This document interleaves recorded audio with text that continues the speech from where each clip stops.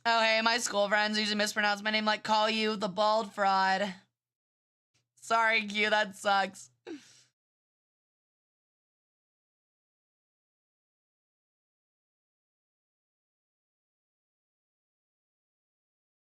Yeah, I mean, they had Elysium, but Elysium, like, I don't know, I might be wrong here, but I'm pretty sure, like, Elysium was, like, you're pretty much a hero. Like, you're practically immortalized as a hero, then you go to Elysium. Everything else, it's, like, Hades.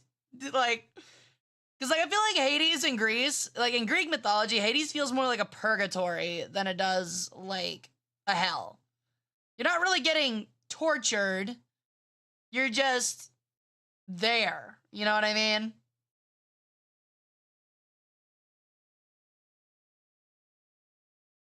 Hard to do Gaelic with an English keyboard. You're not wrong. Gaelic has like letters that look like the symbols for like Omega or Alpha Pokemon. Yeah. Ordinary people went to the purgatory equivalent, exactly. Hey, Tholazar, how's it going? Thank you for the tithe.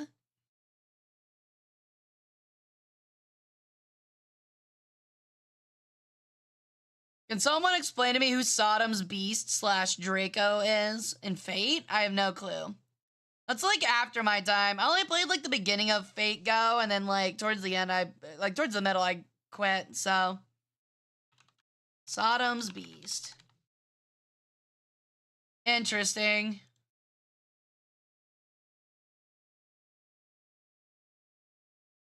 Oh, it's just evil Nero, is what it is. Yeah, Sodom's Beast is just evil Nero. That is a crazy Sprite 2 outfit, though. What the fuck? What is that second outfit? It's like literally like waist high armored boots and then micro bikini. Good God. Now I remember why I stopped playing Fate. That's nuts. And then the third outfit looks fucking banger with like the tights and half armor. Yo, thank you for the sub, Janelle. Welcome into the cult. Or welcome back to the harem, I mean. Weird. Yeah, it's literally just like evil Nero.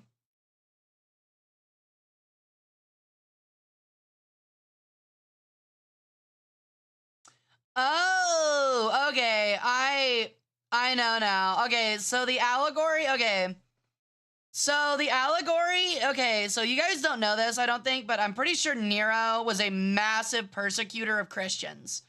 So like, if I'm not mistaken, so what that Nero is meant to represent is the Christian perspective image of Nero, in which I'm pretty sure there were multiple like early Christian depictions of Nero as like a demon or like like an envoy of Satan because he was, big on massacring Christians. So it's like that Nero is the Christian perspective of Nero, thus making him Sodom's Beast. I don't know if it was really called Sodom's Beast. I don't think it was in the Bible, but it was like spoken about as like the destructor or like the destroyer of Babylon, which honestly, I feel like that would be Persia, but because they subjugated Babylon, but I could see Rome wiping it out. So yeah, I think that's what it's supposed to be. Because I'm pretty sure Nero did mass executions of Christians.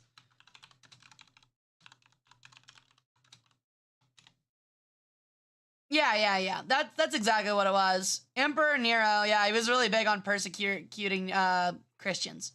It was actually so bad that during the time period, there's an old Christian tale that was during the early stages of Rome where,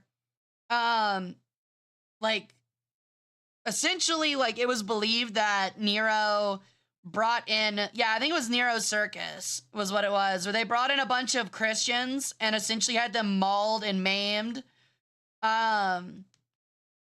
in the Colosseum as a way to, like, martyr the Christians, like murder them for their religious beliefs, and they became martyrs and saints. In reality, it's actually not true at all. That never happened. But I think it was the story particularly about the three that were sanctified, I don't think is actually real. Can someone explain the history behind Nero fiddling while his lands burned? So actually, there's another misconception. While I love the depiction, fiddles did not exist while Nero was in Rome. Fiddles, I don't think, became an actual thing until like at least the 1400s. If he did, which we have no account of, it likely would have been a lyre or a harp, is what it probably would have been. Some form of harp instrument. Or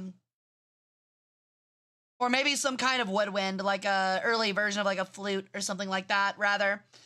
But we have no clue whether he did it. In fact, actually, when Rome burned down during his rule, he actually wasn't even in Rome. So people still believe that it's possible that he set the fire, but he was not in Rome at the time of it happening. So. Hi, Artie. Hope you're doing well, too, hon. But yeah, there's a lot.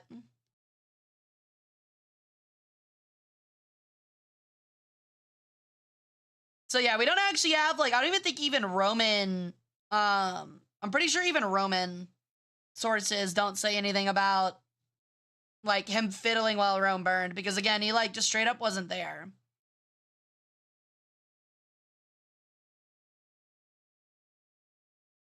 Does anyone know if we have any of the 72 demons in the game? I think the whole thing is that you fight the 72 demons, T-Pose. Actually, I don't even know if it's the 72 demons. It's implied, though, that Solomon, I think from what I remember from the story, like, Solomon gets corrupted by the Grail, and is summoning all of those horrible, like, tentacle creatures, and those are demons, is what they are. Because if you guys don't know, like, even in the Bible, Solomon was known to, like, enslave demons to, like, get them to do his bidding. Like, he was known as, like, unironically, like, a master fucking sorcerer. It's pretty cool, actually. Solomon's rad as shit in the Bible, honestly. He's really fucking cool.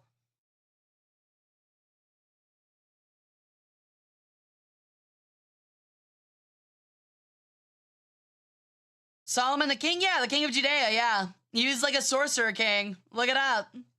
There's even, like, a book that was rejected from the Bible that, like, has more on it. Source? What? Source for the Solomon stuff? Give me a moment. I'm gonna have to look it up.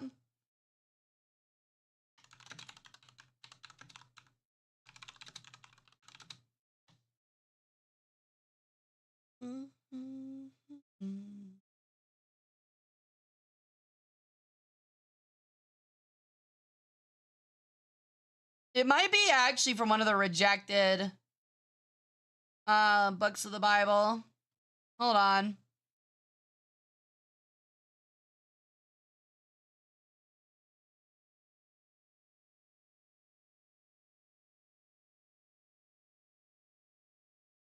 Like, I know he was still known as, like, a sorcerer, I'm pretty sure. Even in the Bible.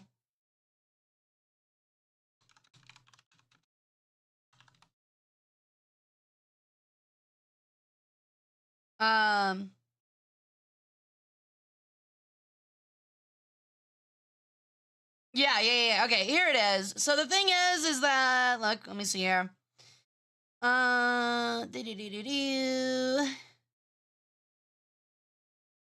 Yeah, so Solomon's legacy was the binding of the 72 spirits, as we were just talking about, the 72 demons. Let me see here. Where is it?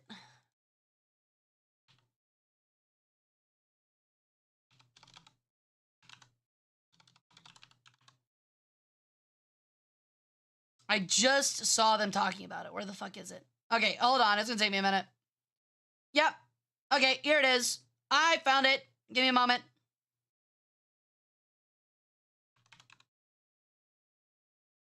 Okay. I do believe this is it. I think it's 2nd Chronicles 33:6. Actually, let me see 33:5. 4. Hold on, I gotta get some context. Give me a moment.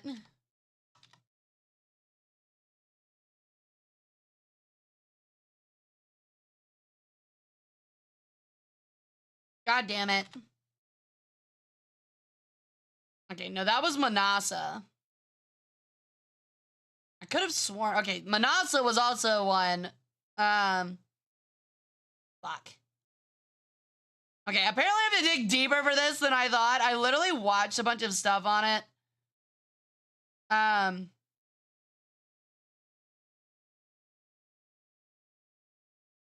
Hold on. I gotta see if I can find it. God damn it.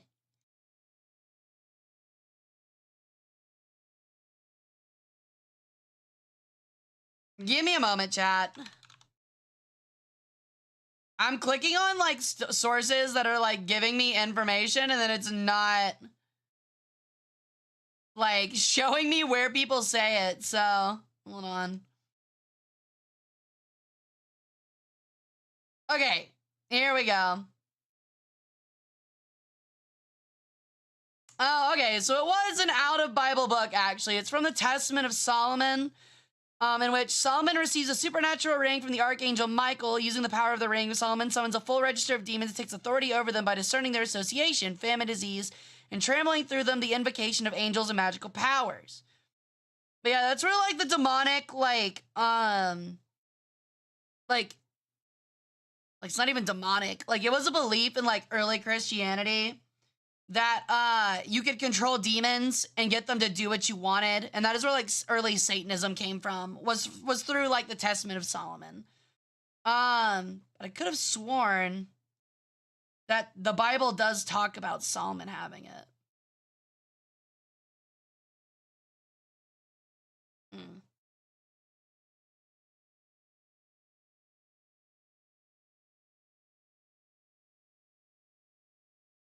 Oh well.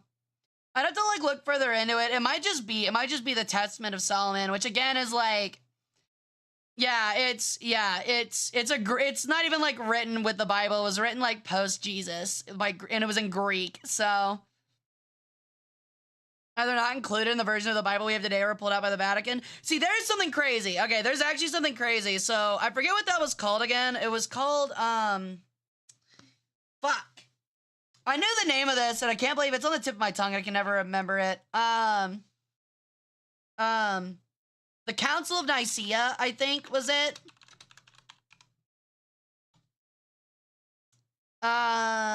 Yes.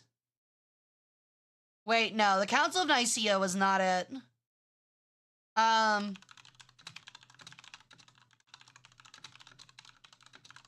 on.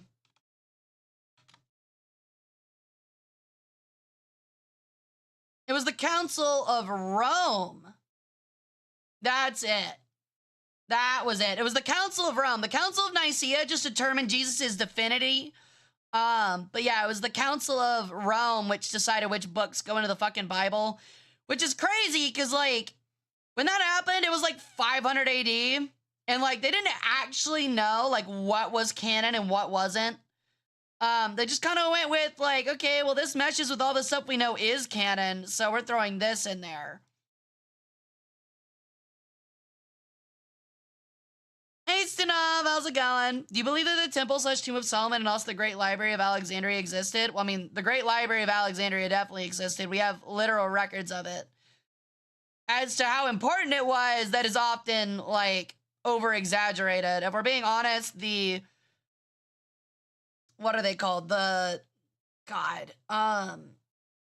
think it was, hold on. It's not the Library of Baghdad. It's the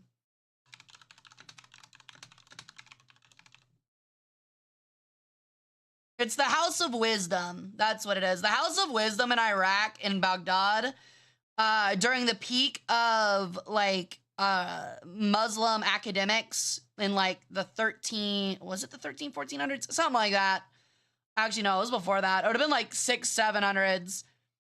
was like the more important one, the way more important one. When that was destroyed, humanity lost way more from the destruction of the House of Wisdom than they ever did for the destruction of the Library at Alexandria. And I say that as an Egyptian, a mythological Egyptian. Did Alexander the Great know about Jesus or no? No, he was before that. Macedonia, the reign of Macedon was before Rome, so no.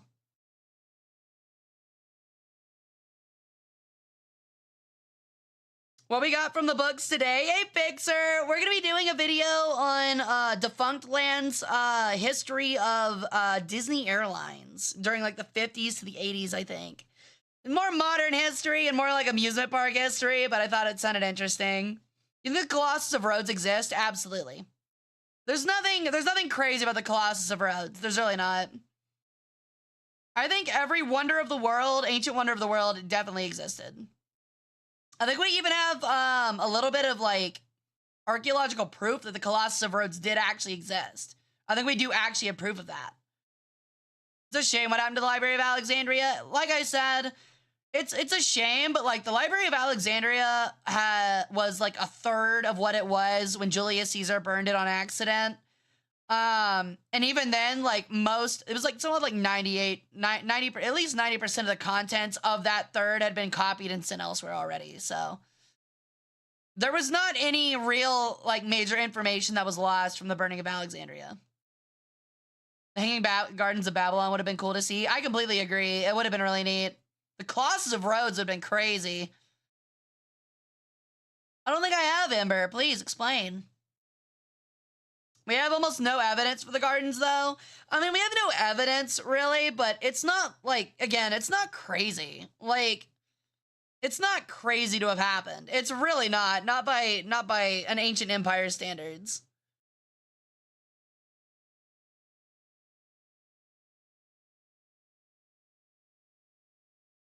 Alexander was like 200 years, right? What do you mean, Jadel? Alexander was like 600 BC, I'm pretty sure. So that would have been a good bit before the Roman Empire rose, and Christianity did not really pop up until the turn of BC to AD. So Greece was 600 BC. What do you mean Greece was 600 BC? We're talking about Alexander. Alexander's not Greek. He's Macedonian. Or Macedonian, depending on your pronunciation. Both are valid. Yeah, we know the gate's... Yeah, we know the gate's real.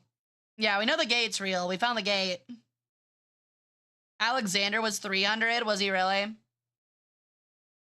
McDonald Dean? Yeah, that's right, Nova. Yeah, I'll be honest, like, dates in ancient get a little fuzzy.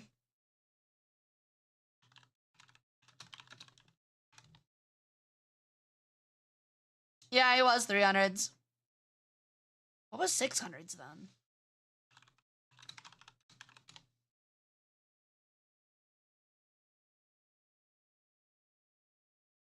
Oh, okay. That was still when Assyria and Babylon were at their height. Well, the second height. Interesting.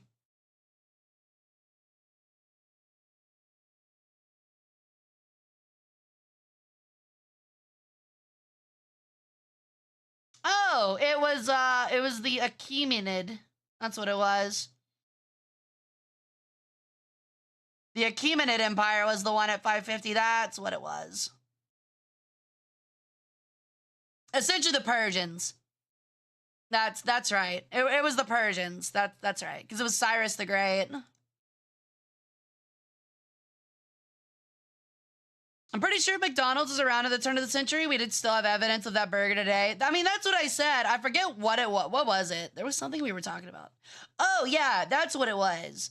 I said if you took like a cheap McDonald's toy that came out like literally today, like made of that like cheap China plastic, and put it in a container with one McDonald's hamburger, I bet you $5 the McDonald's hamburger would decompose at a slower rate than the McDonald's toy. I bet $5. I bet it would. What are the other ancient wonders other than the pyramids? It was the Hanging Gardens of Babylon, the Great Pyramids of Giza, the Colossus, did I already do the Gardens of Babylon? I can never remember all of them. There's a lot. Well, it's 7 to be precise, but I think one was in Carthage. I think it was the docks of Carthage. Okay, it was the Great Pyramid of Giza, the Hanging Gardens of Babylon, Statue of Zeus at Olympia, Temple of Artemis at Ephesus, the Mausoleum at Halicarnassus, the Colossus of Rhodes, and the Lighthouse of Alexandria. That's what it was. But even then, that's like, it's still debated as to what the 7 wonders of the ancient world were, because I think it still changes around.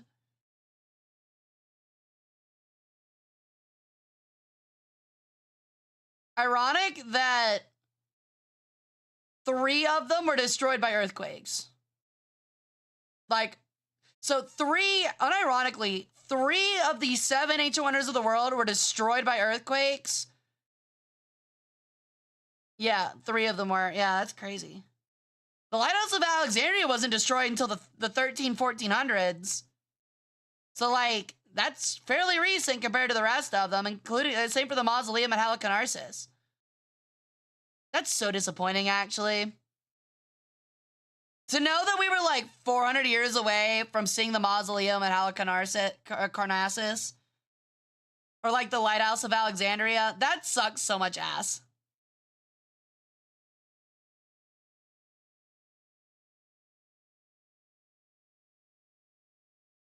Seven wonders and Hara makes the 8th, I take it. Sometimes. We have soda drinking emotes here. Damn right we do. We got Pib. We're big Pib fans.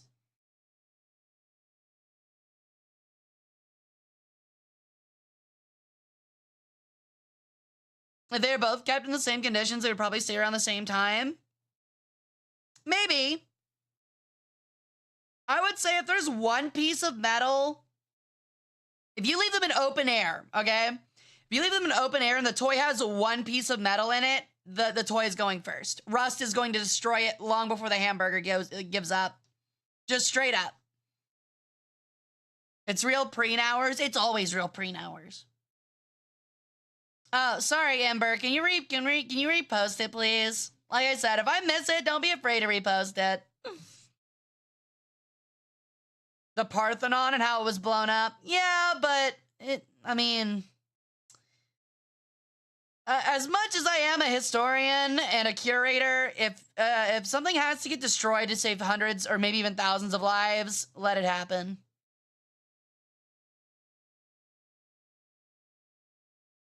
Oh, did you watch that video on that, Ember? I saw the video on my recommended feed about, like, the longest riot in history, and I didn't watch it. I think I saved it for later on my personal account. Hey, Gear, it goes well. How you doing? You can rebuild, but never revive the lives lost. Exactly. What do you mean, dude? We have the Parthenon. It's in Nashville. Just albeit much smaller.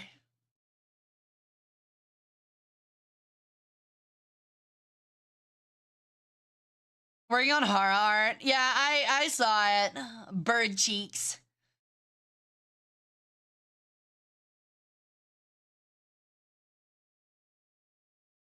And a shell blew it up. The thing was, Jadelle, okay, no, it did save lives. The whole thing is that the Ottomans stored the gunpowder there because they knew, I think it was the Greeks that were shelling them, did not want to destroy the Parthenon. And they knew that. So they stored their gunpowder there and made it obvious so that the Greeks wouldn't, destroy their stowage.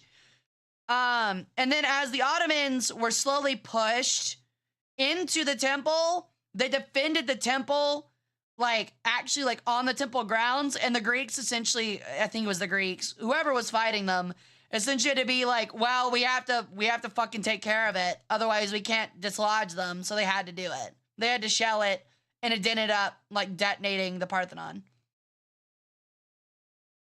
Nashville, where? There's one everywhere. What do you mean, dude? The one in Tennessee. It's like asking, like, which New York? There's a video I watched on Ancient Temples and Wonders. It was awesome. I can try and find it, link if you want. If you want to put it in the history recommendations, I'll check it out later, the history videos.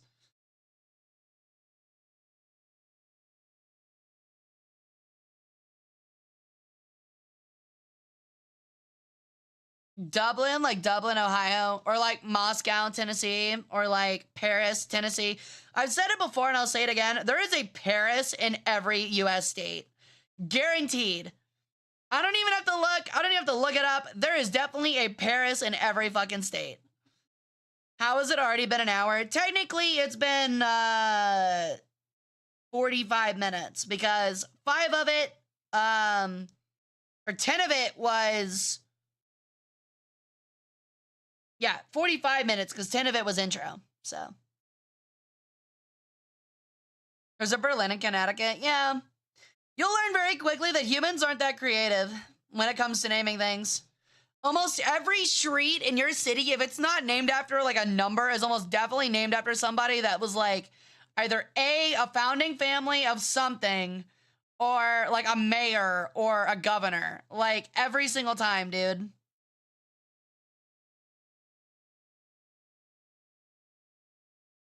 We have Russia, Moscow, Rome, Paris, South Paris, St. Paris, and Ohio. We got 3 of them. Jesus Christ. I still like that there's a fucking town in Arkansas called Bauxite, or Boite, I mean. Like, named after the fucking mineral. The modern wonders? Oh, man, the modern wonders. I think one is still the Pyramid of Giza. That's a good question. I know one is the Pyramid of Giza, one is the Jesus statue in Brazil. I think one is the Empire State Building. Okay, actually there's a lot apparently. It's the Taj Mahal, Christ the Redeemer, Chichen Itza, Great Wall of China, Colosseum, Machu Picchu, the Golden Gate Bridge, the Temple at Petra, the Empire State Building, the Itaipu Dam, the Channel Tunnel, the Netherlands North Sea Protection Works, which is like their big seawall, and the Panama Canal. Oh, and CN Tower in Toronto. There's a lot of them. I think it's like debatable. But yeah.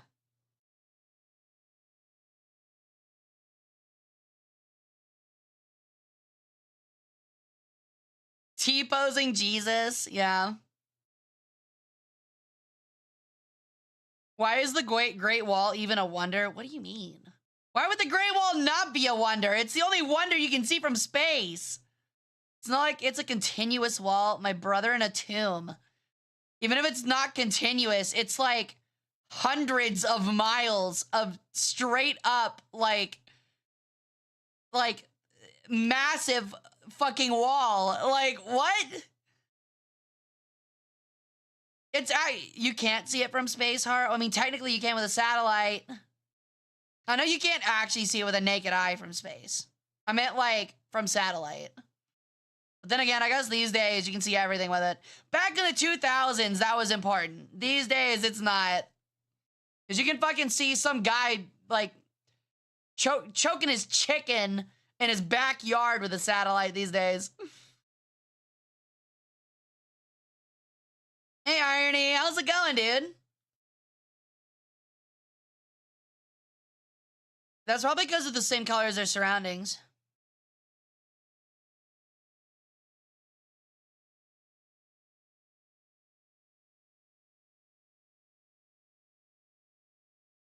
But yeah, the Great Wall, like, the thing is, like, I mean, I kind of get, like, why you might be like, it's just a wall, until you actually, like, go there and see the scale of it.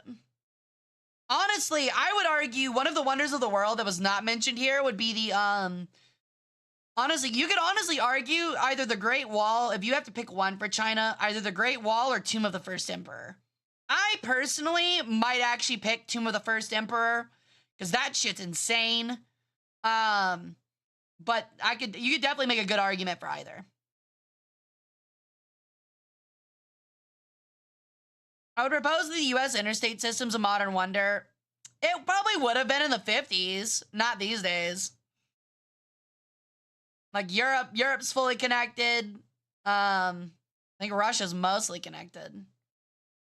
During the 50s, you could definitely argue it was a wonder. Same thing for the Grand Pacific Railroad.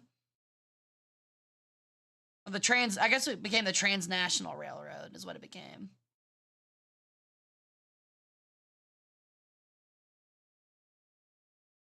The 8 Manchu banners guarded it. Yeah, exactly. I really want to go to the museum, though. That's probably like my #1 pick. If I could choose anywhere in the world to just teleport to, or any one museum to teleport to, it would probably be the Museum of the Tomb of the First Emperor.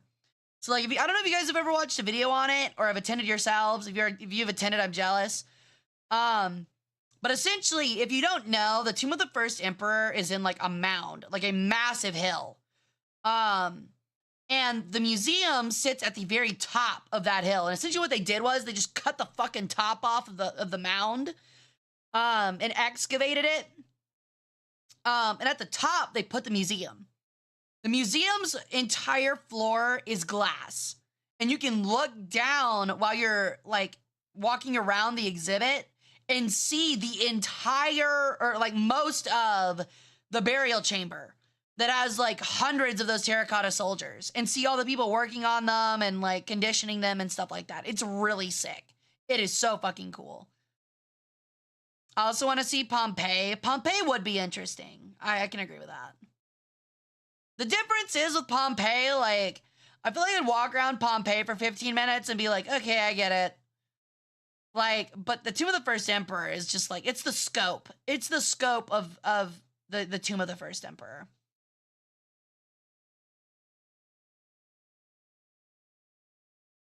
The Mausoleum of Qin Shi Huang. I don't think I've heard of that one. Yeah, there is, Tunav, yeah. There's also one of 2 people kissing right as they die. Like, they're literally embracing and kissing as, like, they died, so. The catacombs under Paris? I ain't going down there, dude. There's some cursed shit down there. The first Frenchman probably lives down there, dude. Living off fucking corpses from people that wander too far into the catacombs. Oh, is the mausoleum the tomb? Oh, okay. I don't know, it was like further like classified down into that. Vatican archives for me. I'm stealing all the history they're hiding. I don't know how much you'd get out of that. I feel like you'd have like 90% of it is stuff that's like just makes the church look bad, and then 10% is just like, oh, actually interesting stuff. Someone set up a watch party in the catacombs once. If I'm not mistaken, it might be a myth, but I think there's a prominent French myth that like a literal like entire like 20-person class of kindergartners disappeared down there. So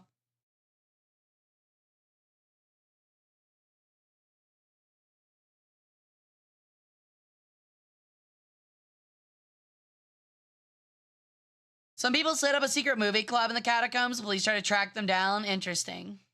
I think that's a myth. It probably is, but still, don't make it not creepy. And there are people that have confirmed to have disappeared down there.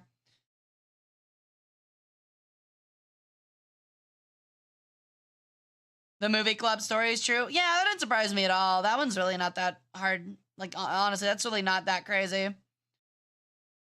Hey, Monarch, welcome in. Hi, Koi. The Egyptians paint their buildings? Yes, 100%. They absolutely, without a doubt, painted their buildings. And in fact, quite vibrantly, honestly. Like, all of the hieroglyphics, or hieroglyphs, for example, were also painted, without a doubt.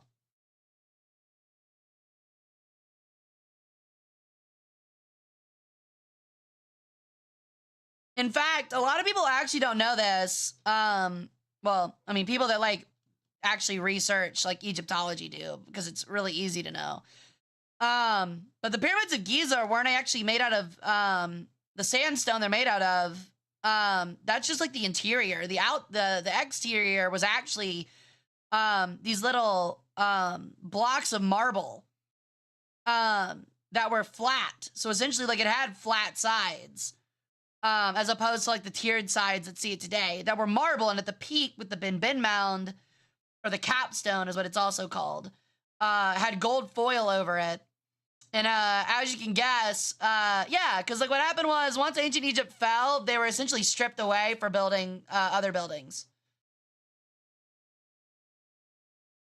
That's what I said, Ember. Yeah, there were blocks of marble. The exterior was, yeah, it was white marble.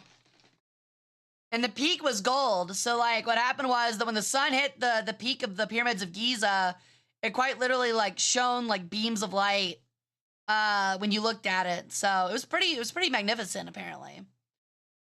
Does blue dye exist in Egypt? I don't know about that. I believe it did. I think it was extremely expensive though, because yeah, it definitely had to exist because blue, actually, the color blue in ancient Egyptian society actually means a lot. Same thing with green. A lot of people don't know this either. People and gods are color coded in ancient hieroglyphics to kind of like portray to the person viewing who it is and their current state. Like, for example, I believe Osiris is always depicted as green because that is showing that he is past and that he's in the underworld. What color is Hara? I mean, you're looking at me. Orange! Or yellow or gold.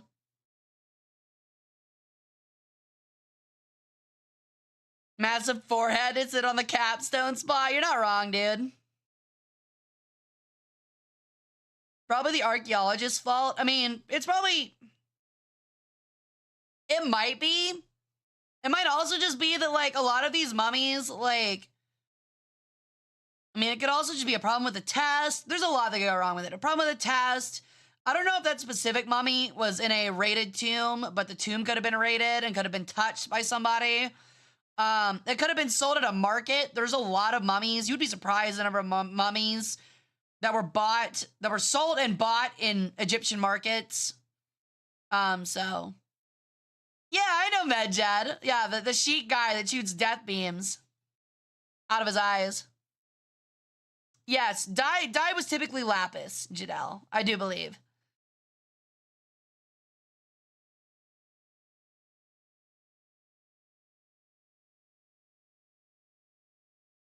Yeah, I never played Origins. I've been meaning to kind of check it out for stream.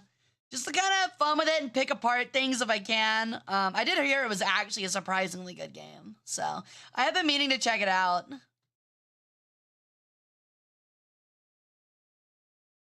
Jack Black would have loved ancient Egypt. I am Akhenaten. He would be hated so fucking fast.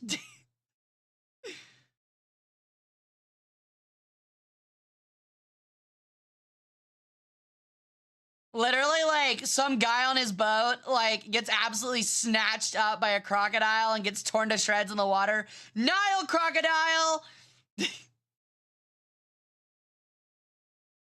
The last game I played was Valhalla, and it was just a standard RPG to me, not really an AC game. I got you. How much do you know about the Sea Peoples? I mean, obviously know a lot. If you study Egyptology at all, you know about the Sea Peoples. That's just how it goes. I already became obsessed with lapis during the filming of the Minecraft movie. Is that a joke? I can't tell. I've been printing propaganda for 3 days without sleep. Yeah, sure, Bunky. You can take a 5-minute break, but you better be back within 5 minutes. They did have robes, Monarch. I mean, honestly, roads are pretty basic in a civilization. Babylon had roads, and Babylon and Assyria were also pretty ancient. So pretty early. Roads are pretty basic concepts. If you're talking like Roman roads, they probably did not have anything among like that kind of architecture. It was probably just inlaid stones rather than like a full road like system like the Romans had. But they definitely had like walks and pathways that we would consider roads, quote unquote. Because they had wagons, they had chariots, things like that. You need to have roads for that, you know?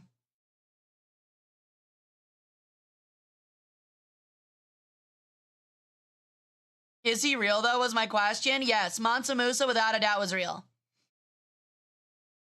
Hi, Raymundi. My name is Ben. Hi, Ben. How you doing? Welcome in.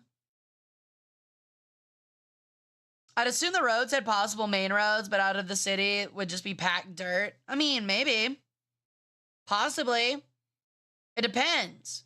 You also have to remember that, like, in ancient Egypt, their main travel pathway, I mean, honestly, roads might have been a little bit rare because they traveled along the Nile. The Nile was simply easier. It's so calm and easy to traverse, like. See you, Red. Almost burnt my rice. Uh-oh. Do they have automation in ancient times? What do you mean, Claire? What do you mean by automation? Hey, Lorelai, how's it going on? Rivers, the world's first superhighways. And they continue to be to this day. So, Egyptian, it must be hot there. Yeah, it's not too bad. When you're the sun, things don't get too hot for you. Didn't the Romans put quite the emphasis on transportation, ease of transportation?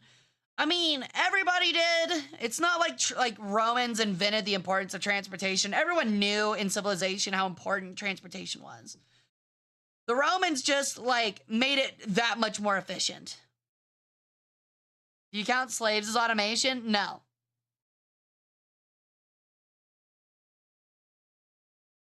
True boat.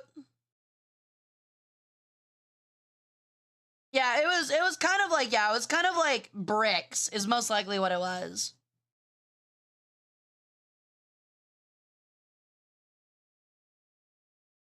Used water levels to kind of use as a ruler. A ruler for what, Monarch?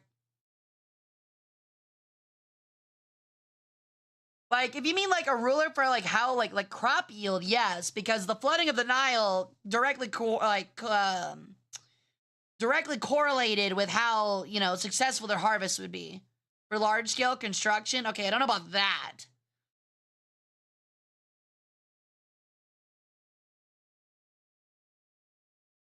The Romans did it for military purpose. That was mostly what was revolutionary about Rome. They did it for military purposes. But I mean, even then, they weren't the first for that. I'm pretty sure ancient Egypt did the same thing.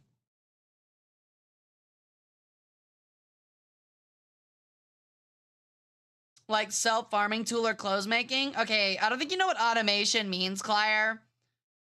No, ancient peoples did not have a self-farming tool or anything or something that made clothes by itself.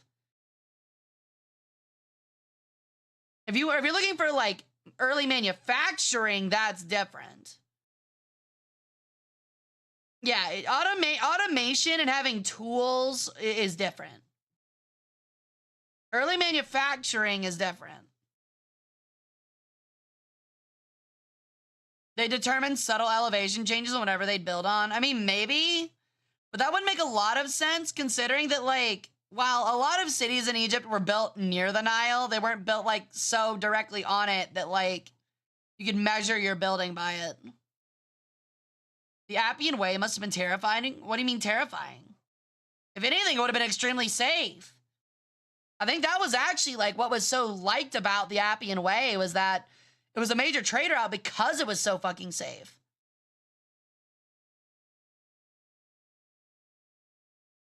Exactly, yeah. They know the Nile floods, and you kind of need that real estate for your agriculture, so you're not going to put buildings on it.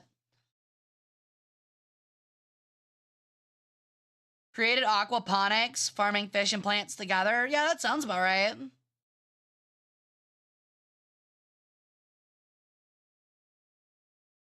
So they'd make a tub on the construction site, fill it with water, and drain the tub and watch the water stain in the tub to see how level the ground was. I mean, yeah, as a level, that makes sense, but that's different from a ruler. A level and a ruler are different. And even then, that's not really using the Nile, that's just using water. It was the road where a bunch of slaves were crucified? Exactly. They were crucified on it because it was a major travel way. So I guess it was terrifying in the sense of don't do anything bad. But it was also protected as fuck, so. As a level, it's all good, Monarch. But yeah, it was more like they used water as a level, which makes a lot of sense. Yeah, that sounds very accurate. question, what was the plumbing like in ancient Rome? Because I've heard it was close to modern plumbing as they had fresh water and sewage. Is that true? Fresh water is a stretch. Aqueducts carried water through the city that allowed the baths or the communal toilets to indeed be flushed, essentially. So yeah, in the terms of like running water, yes, they had running water.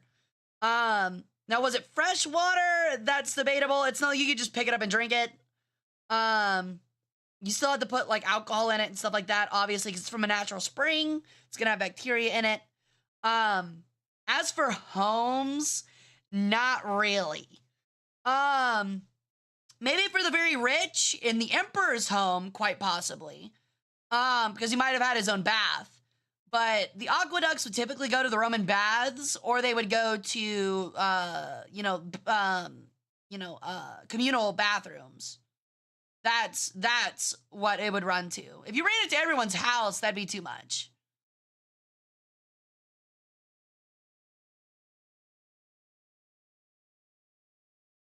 The Appian Way is just don't be a shithead and you won't get crucified, or Christian, depending on the time period. It's a dark thing to see, though. I'm gonna be honest, in the ancient world, seeing a couple people crucified is probably par for the course. So if you guys want to, like, okay, so I don't think a lot of people realize how dark humanity was in the ancient times. There was a particular practice, a very, very, very common practice in the Mediterranean where people would create fake lighthouses.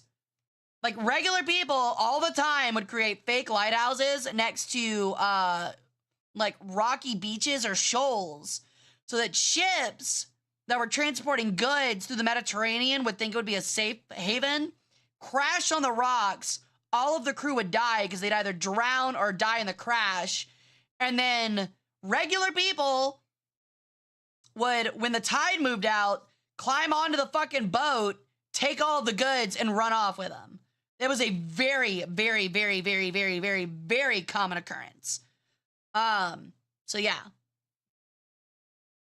If that's happening on a common basis, seeing someone crucified is not that crazy. Yeah, Romans also weren't the first to crucify people. Roman fashion, like they were not shy. I mean, it was very important. They had a lot of fashion. Dinner etiquette was also very important.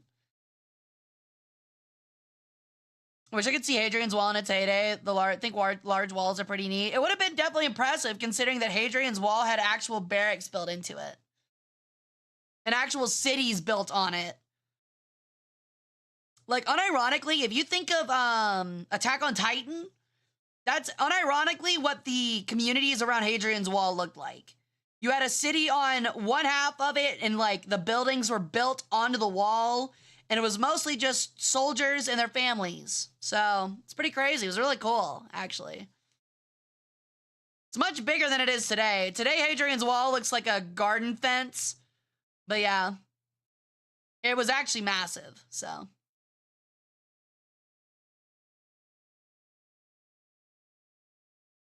It's just we do different stuff. I would say people in the ancient times were much more violent because, again, desperation breeds violence. So I would say people were more dark.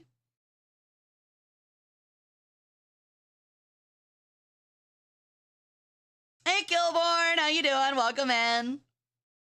Yeah, like, I think we can all say that communities were undoubtedly darker in ancient times. They had blood sports. Like, give me one modern blood sport. The Hebrew people actually crucified people on trees, was thought for a specific reason, but I can't remember why. I don't think I've heard about that one. Hadrian's Wall became a picket fence. It really did.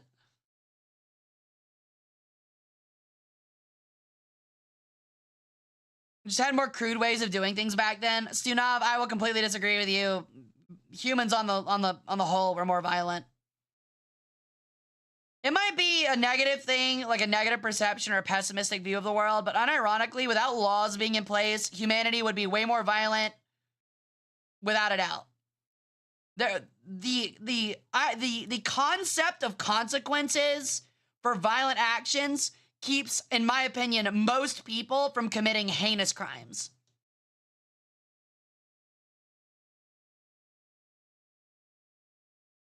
which is sad, but I do believe that that's a reality. Destruction derbies are close to a blood sport, in my opinion. Yeah, but the goal isn't for them to die in it. You're just destroying shit. Combat sports is the close second. Yeah, but again, you don't kill your enemy. The death is never intended.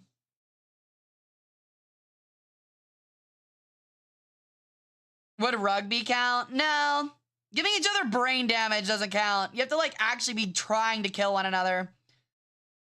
It's like if you had... The only way you can have, like, a modern blood sport is if it's, like, paintball, but it's real guns.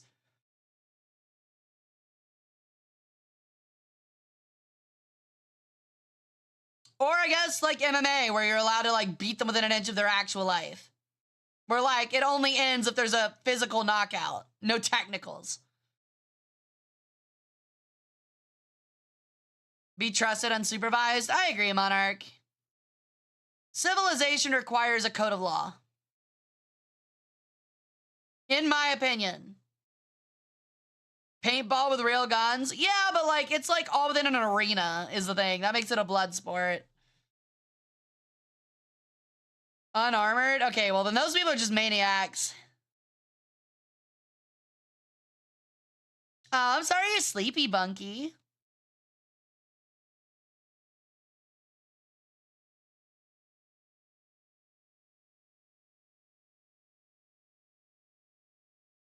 Hi, Lelouch. Yeah, that's a good point. Also, I love Code Geass. Love the name. What are we learning today? We'll be watching a video on Defunct Land. We'll be watching and reacting to Defunct Land's video on Disney Airlines. So we'll be doing that in a little bit. You ever seen Medieval UFC? I haven't seen Medieval UFC, but I have seen the tournaments. Like the Ren Fair tournaments where people get together in actual medieval armor and like fight in group brawls, which was very accurate to the medieval time period. A lot of people don't know, but while jousting was an important part of medieval festivals, the actual brawls were also a very important part, where essentially everybody would armor up, get put in a fucking fenced-in box, and just fucking go at one another until there was one guy left standing. And then that guy won. It's called Minsur, and the point is to normally slash the other guy in the face. Oh, you're talking about fencing, like actual fencing, the origins of fencing. So a lot of people don't know that. I've said that like 6 times already. I'm a wealth of dumb history facts. That form was actually created in like the Weimar Republic age of, it was formed in the Renaissance, but stayed until World War I. And the whole idea was that you're to strike your opponent's cheek. And while it is a signifying of loss, if your cheek is struck and you have scars, it was seen as a manly, macho thing up until World War I. So you would have people that would actually get their friends to duel them and purposely lose so they could get scars on their cheeks from those sword strikes to get the scars to be seen as manly. It was a very, very, very, very, very important cultural part of Europe during the during the Renaissance, the later Renaissance, up until World War I. Yeah, exactly, Nova. Yeah. It was World War I. Some still had it in World War II, but it was mostly World War I thing. It didn't fall off until after World War I. But I also wouldn't want to risk losing an eye. You were even more manly if you lost an eye. Rome tied up Christians on the cross and fed them to lions in the Colosseum in the past. Supposedly. Feeding Christians to lions in the Colosseum is actually unsubstantiated. We have actually no records that any Christian blood was actually spilt inside the Colosseum. We have no actual concrete evidence for that. Yeah, it's the dueling scar. Yeah, because it shows that you had the bravery to duel. That was the entire point. The feeding to lions thing has no evidence, right? I mean, the Colosseum did actually have like events where people were expected to fight lions. And quite literally were given no weapons. That did happen. Yes, people were technically fed to lions. They'd be given like a buckler and a shitty fucking sword and were expected to fight a fucking lion. That did happen, but it was usually like prisoners of war is usually what it was. It was not typically Christians.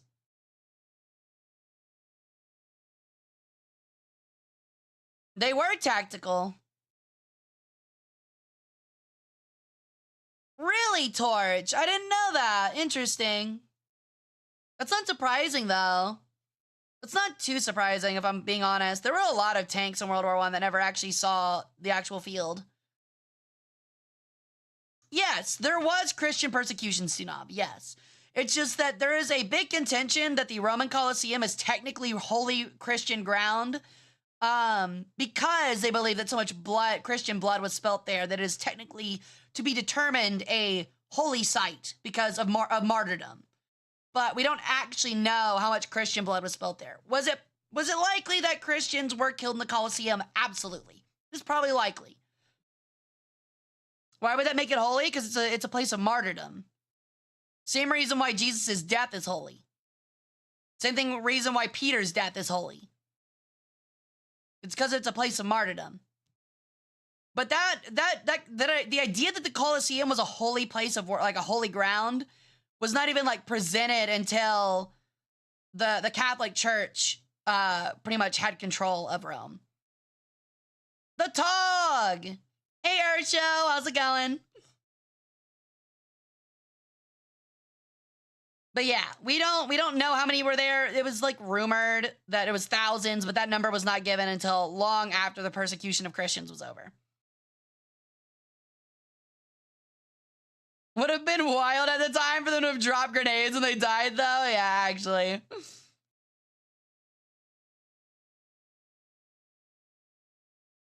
There's some evidence that Peter did die in Rome, I believe, but it's not 100%. Well, I don't think the Bible even... Well, I don't know about that, because I'm pretty sure the Bible doesn't say that Peter died in Rome. I'm pretty sure he died in Judea. Ironically, the death of Peter is also where the image of the upside-down cross comes from. So if you ever meet anybody that's like goth or Satanist, and they're like, oh, I'm so edgy because I wear the cross upside down, it's actually a holy symbol because that's how Peter was crucified. He wanted to be crucified upside down because he didn't believe himself to be holy enough, as holy as Jesus, to deserve to be crucified the same way he was. So he wanted to be crucified upside down.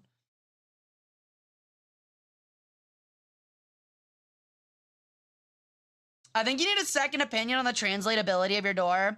Okay, so I'm going to be completely real. The translatability of the door is not one-to-one. It is not completely coherent. That is why I said if you get in the fucking ballpark of the words, I will give you the win. But you have to get in the ballpark, and nobody's even gotten in the ballpark. It is legible. It should be able to be formed into a coherent sentence structure. It's going to be like a fucking caveman speaking English, but you can do it. That's such a great bit of trivia. I know, right?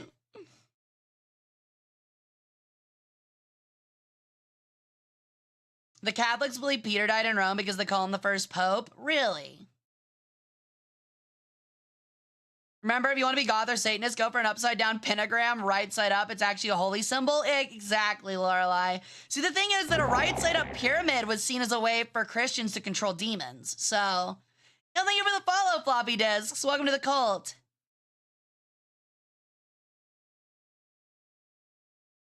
Back in school, Muslim expansion was a response of other religions besides the Lata and Earths and Uza participate in Badar War and want to get them back.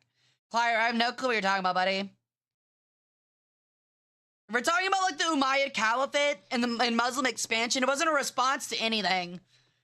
That was, I mean, I guess it was a response. It was a response to capture the Holy Land, and then they realized, oh, we can just form an empire out of this, so they did it. Sorry, I saw an Ankh and thought that's nice. No, you're totally coming. You're totally good. An Ankh is my holy symbol.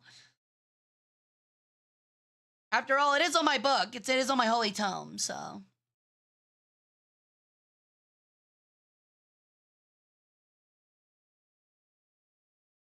You get a Darth Maul-esque double-cross staff? True. Hara, think fast. What's up? Belt. Also, hi, Kusa. Oh my god, you bitch. What the fuck? Did it not go? It didn't work, you idiot. Spring cleaning. Oh my god, I missed too. All right, I'm invincible. Chat can't do anything to me. That's right, motherfuckers. You can't bury me under a McDonald's anymore. You're fucked. You're fucked.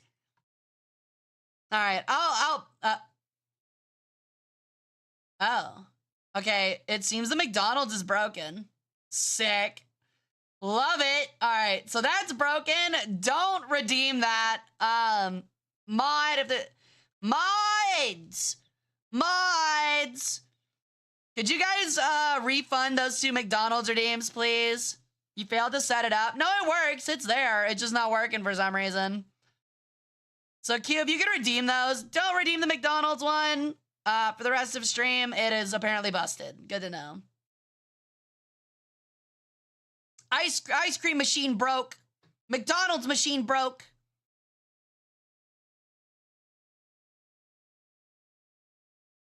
Thinking it was Peter's tomb. Stunov, I'm pretty sure Peter, I actually don't know if Peter died in Rome.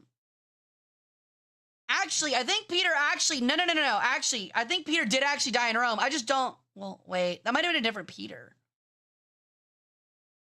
I don't know, I'm so confused.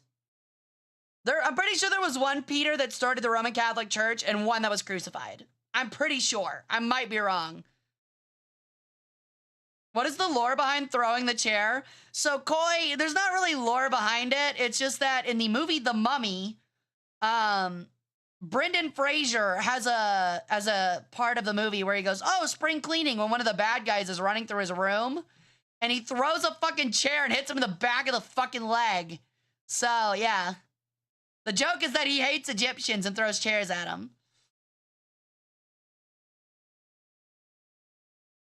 I know Paul died in Rome. Yeah, I know Paul was executed in Rome, but hold on.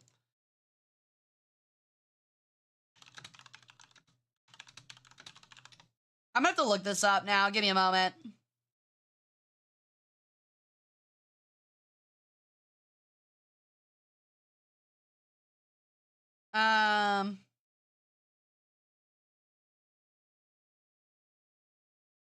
I'm looking at it.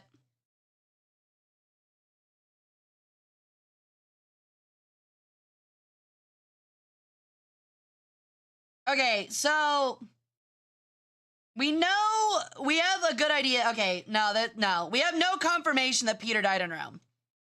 It's accepted church tradition that Peter was crucified upside down in Rome and is seen as the first founder of the Christian church in Rome, and that he was requested to be crucified on an inverted cross. But the Bible never talks about it, just that Jesus simply predicts that he dies in Rome.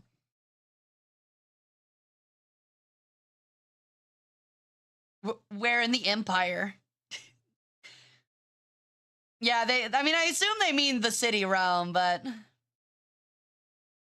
whose souls are coming from the book? Yours, of course. Making propaganda now, let's go.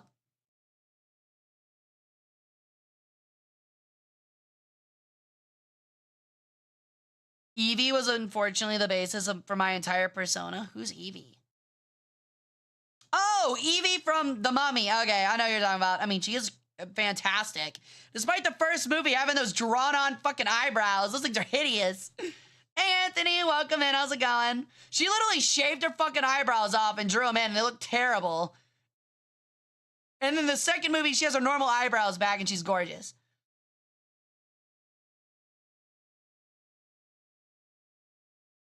Imagine if Pantheons could have Twitch. I mean, you're looking at one of them.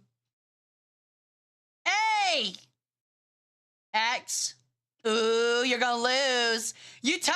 Way to go, idiot. That counts as a win for me. It's my forehead. If you tie on my forehead, that counts as a win. Damn, I think I'm like, I think I've won like 8 in a row. I better. It's my fucking forehead. I literally, okay, do not refund Tarn. No, you cannot refund Tarn. I said it, Tarn did not listen, Tarn loses 50K. I literally put out the warning. I guess I've got to turn it off, but Tarn does not get refunded that 50K. Ugh. God damn it. Hold on, I gotta turn it off now, because apparently people don't listen when I say things.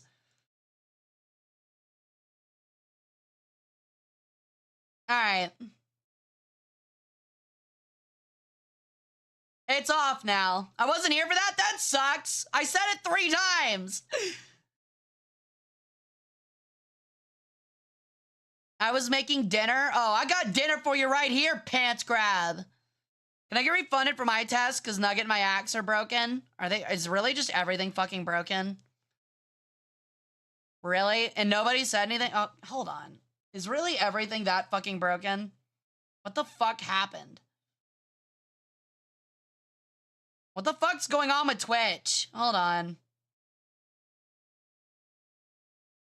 Is this at least working? Excellent! Okay, that works. Hold on, I gotta test. Okay, if pets works, everything else should work. What the fuck? What is wrong with you? Why are you broken? Why do you break on me? Hold on. Why do you break on me? Why'd you break? What's your deal? Stop being a bitch.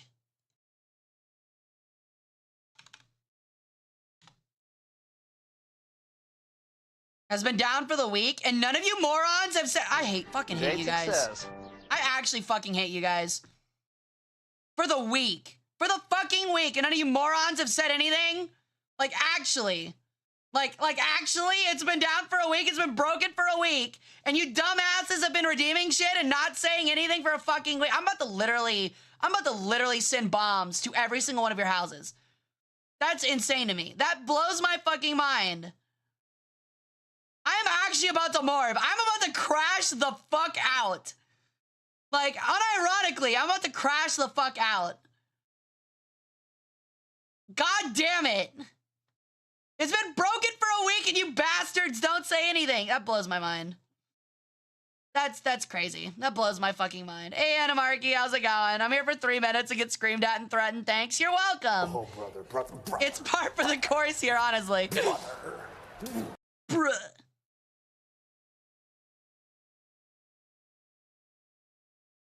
Promise? Absolutely. I don't do redeems that often, so I wasn't on watch. I mean, look, if you're not redeeming them, you're not part of that. I will threaten you. I'm not threatening you if you were redeeming stuff and it wasn't working. If you were redeeming stuff and it wasn't working, you didn't say anything, that is who I'm threatening. Take that bitch to Pizza Planet. Yeah. Damn right, dude. Get her the meat lovers. Get her the meat lovers. All right. Let's try this again. Tithe, please. Okay. It is working now. It is fixed. There you go. Thank you for the lurk, Wyvern. I'll happily take your organs. Please don't explode mine. It's historical. Don't care. It's not as old as me, so it's not technically history. It's how it works. Ow. Yeah. Get it. Go ahead. Get it in. Get the backlog in. Go ahead. Great success. Angry murderous sun chicken. That's me. Oh, Anamarchy. I actually meant to ask you, dude. I didn't get a chance in DMs because I've been busy with work. I want you on as a guest. I know we talked about it for a history stream. Hold on, I'm getting pelted. I'm literally getting bukkake with cans and chicken nuggets. So send me a DM with like days you're available. It'll have to be on a Wednesday, just your next available Wednesday at like 7 p.m. CST. So we can get you on here and talk about something because I think that'd be fun. Ow. So nothing's historical. So you've been around since the sun was correct. How the bird be? It be good. Hi, Buckshot. Are you an ibis? Actually, I'm a peregrine falcon. I represent Horus and Ra. It's funny how the Umayyad Caliphate, while having their own armies, built but relied on tribesmen around the Arabian Peninsula. I mean, they were effective. Yes, ma'am. Hell yeah. Honestly, I need to look for more guests. There's some people I've been looking to focus on that I might send some DMs to eventually, but we'll see. If nothing is historical, then what is this stream for? For literally me to stroke my fucking ego. And I got a big fucking ego, dude. So there's a lot of stroking I gotta get doing, if you know what I mean. That's why this shit lasts 3 hours. Correct! Correct, Monarch. Yes.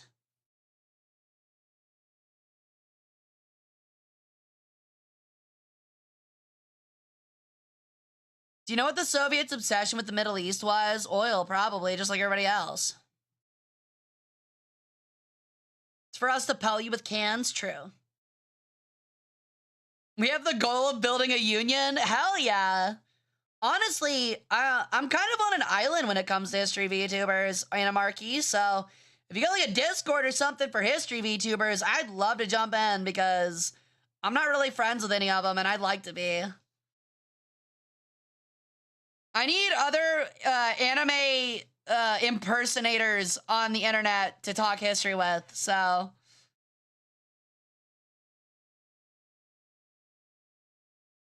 I remember learning of the Berbers in Age of Empires 2 HD edition. You're gonna learn how much the Hungarians hate them. Laserpig is my favorite history VTuber. Is he technically history? I guess he technically, well, is he technically a VTuber? I don't know. There's a lot of debate to be had there. I like Laserpig, but yeah, there's a lot of debate on that classification. Wait, you're not a real anime girl? No, I definitely am. I'm real, aren't I? You can tangibly see me. Look, if I'm not a real anime girl, then, like, XQC isn't a real human being. Okay, wait, actually, that's not a good argument. He's definitely not a real human being. That guy is, like, some kind of, like, cave troll.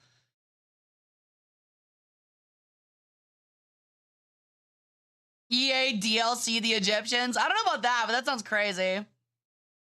His hatred towards the Byzantine Empire by its neighbors also helped the fall of Byzantine? The fall of Byzantium was more kind of confirmed by one of the Crusades sacking it. That was really it. We pet you? Yeah, it's there. History VTubers have a union and pose a threat to the UN. New title in 6 years. We should form our own, like, historical cabal. But that's a low bar. It really is. When will Hara play Total War? It is planned. I've just got a lot of backlogs of games to get through. Like I said, we'll be playing a bunch of different stuff once we get through with New Vegas. You sure did. Can we put you in a jar? No putting in a jar. No jarring. What do I look like, a fucking pickle? I do not, Koi. I've never heard of them. But like I said, if you put them in the history videos section, if they do history stuff, I'll check them in. You can jar meat, Lorelai. Girl, you are so down bad, it's not even funny. Can we put you in a Ziploc bag, though? I would prefer to breathe. Thank you. Hara, did you like the Hara meal? I did, Bunky. Honestly, Bunky, I love all the memes you make for me. They make me very happy. They really do. They flatter me a lot, and I save all of them, so. Whoops, comrade, we forgot to account for the heat of your country, so the sites don't work as well. You might have to pay extra for HE shells because we forgot to send those too. Yeah, sounds about right. You see, forgot is a strong word. It's more like the guy that was charged with shipping them sold them. Yo, I got a doodle. Oh, fuck yeah. Is it like the Salt Lick one from last week? Because that one was something else. Oh, that's crazy. I like it. I like it. Thank you, Lorelai. As usual, your art fucking slaps, son. Wait, the sun needs to breathe? Yes. Serious Sam, it's an FPS game featuring a character killing aliens in ancient Egypt. No, I've never heard of it. Sounds crazy, though. We have historical pictures showing you are a pickle fabricated, and it's AI generated. Therefore, I should sue you. My doodle game's been weak. What do you mean? That doodle game's so strong, dude. Listening to an Egyptian god talk about history while I clean my replica flintlock. What is the sensation? It's called endearment. And it's perfect for a cult atmosphere. And you should be using it to worship me. Oh, interesting, Monarch. I might actually check that out. Someone turned Hara into a pickle. Funniest shit I've ever seen. I hated it. It was ugly. It was disgusting. I hated it. All right, so we've done a lot of chatting. We've got about an hour and 15 minutes of stream left. I'm gonna go ahead and take my 5. Suck down some fucking water. fry some fucking bacon in my bathroom. And when we get back, we're gonna watch our video on Defunct Land and chat about it. So yeah, don't go anywhere. Even though we'll be playing a video and be talking just as much, it's gonna be fucking saying stupid shit probably. So yeah, I'd love to see everybody there. So I'll be right back, friends. If you leave, I will know you have left, and I will. Oh, hold on, I gotta get the curses back out again. I will turn whatever automobile you own into a Ford Pinto that will guaranteed explode upon any minor collision in any way, shape, or form. So, like, if you hit your door, for example, on, like, I don't know, the Sonic sign when you're in the drive-thru, like their little, like, pull-in thing, if you just, like, bump it into that, or, like, you swap paint in a parking lot with a car, boom, car explodes like an IED. So, don't fuck with me. If you like your car having any monetary value, and if you don't like blowing up, what if I don't have a car? Congratulations, you get a free Ford Pinto. All right, we have that's actually what I'm spending all of the holy coffers on, is Ford Pintos that are pretty much just driving IEDs. So yeah, be careful with them, or don't, I don't care.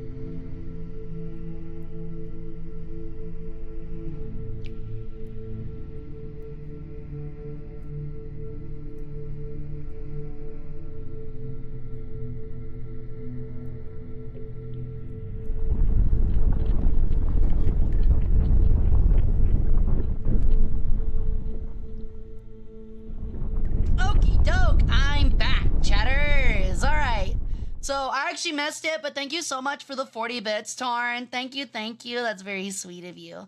So yeah, as I said, the video we'll be watching first today. I have another one lined up just in case, but the one we'll be watching today is Defunct Lands, the downfall of Disney's official airline, Eastern Airlines. If a lot of people don't know this, but like it was like during like the 60s and 70s, they had their own airline. Fucking crazy. It's not that surprising. They have Disney cruises. But I'd like to hear the history about it because it's pretty neat. How was your bathroom bacon? It was pretty good. Pretty tasty. Hey, Reggie. How's it going, dude? Welcome in. But yeah, we'll be doing that. Of course they did. Yeah, what didn't they do? At this point, I'm waiting for the official Mickey Mouse Biker Club. It's like Hell's fucking Angels. It's got like a metalized Mickey on the back, like metal music. And they like, I don't know, they kick the dog shit out of people anyway. Like they still commit murders and like drug trafficking, but it's officially Disney. Near alt future shit. You're not wrong, Lorelai. It is really fascinating. I completely agree. Nintendo had love capsule hotels. Did they really? Wait, actually? Like seriously, Nintendo actually had love capsule hotels? Were they like their game themed? Like could you get like a Pokemon fucking themed one? That's nuts, dude. That's nuts, dude. You're telling me back in the 70s I could have gotten some like Asian chick to like dress up, some like Japanese prostitute to like dress up as a Pikachu and like I sensually capture her with my Pokeball. That's crazy. That's crazy. And it's all like Nintendo licensed. That's nuts. That's insane, bro. Honestly based. That's sick. That's crazy. Had. Are we ever gonna look at Disney Park hauntings? I've actually never heard of those, Lorelai, but if you have some suggestions, please put them in the recommended tab of the Discord. I'll check them out. I didn't know that was a thing. Sensually, what a soft word. What do you mean soft? All right, so we're gonna go ahead and get this video started. So we can say, oh, Luigi. Oh, Luigi, mamma mia, you're slurping up my linguine. Yeah, you can keep that one. He's eating the cream out of my cannoli, if you know what I mean. He's eating the cream out of my cannoli, dude. There you go. Oh, like I said, if you want me at my peak, come to the fucking history streams. Oh my god. There was a Nintendo Love Hotel. I took my future wife there for my honeymoon. Sheesh.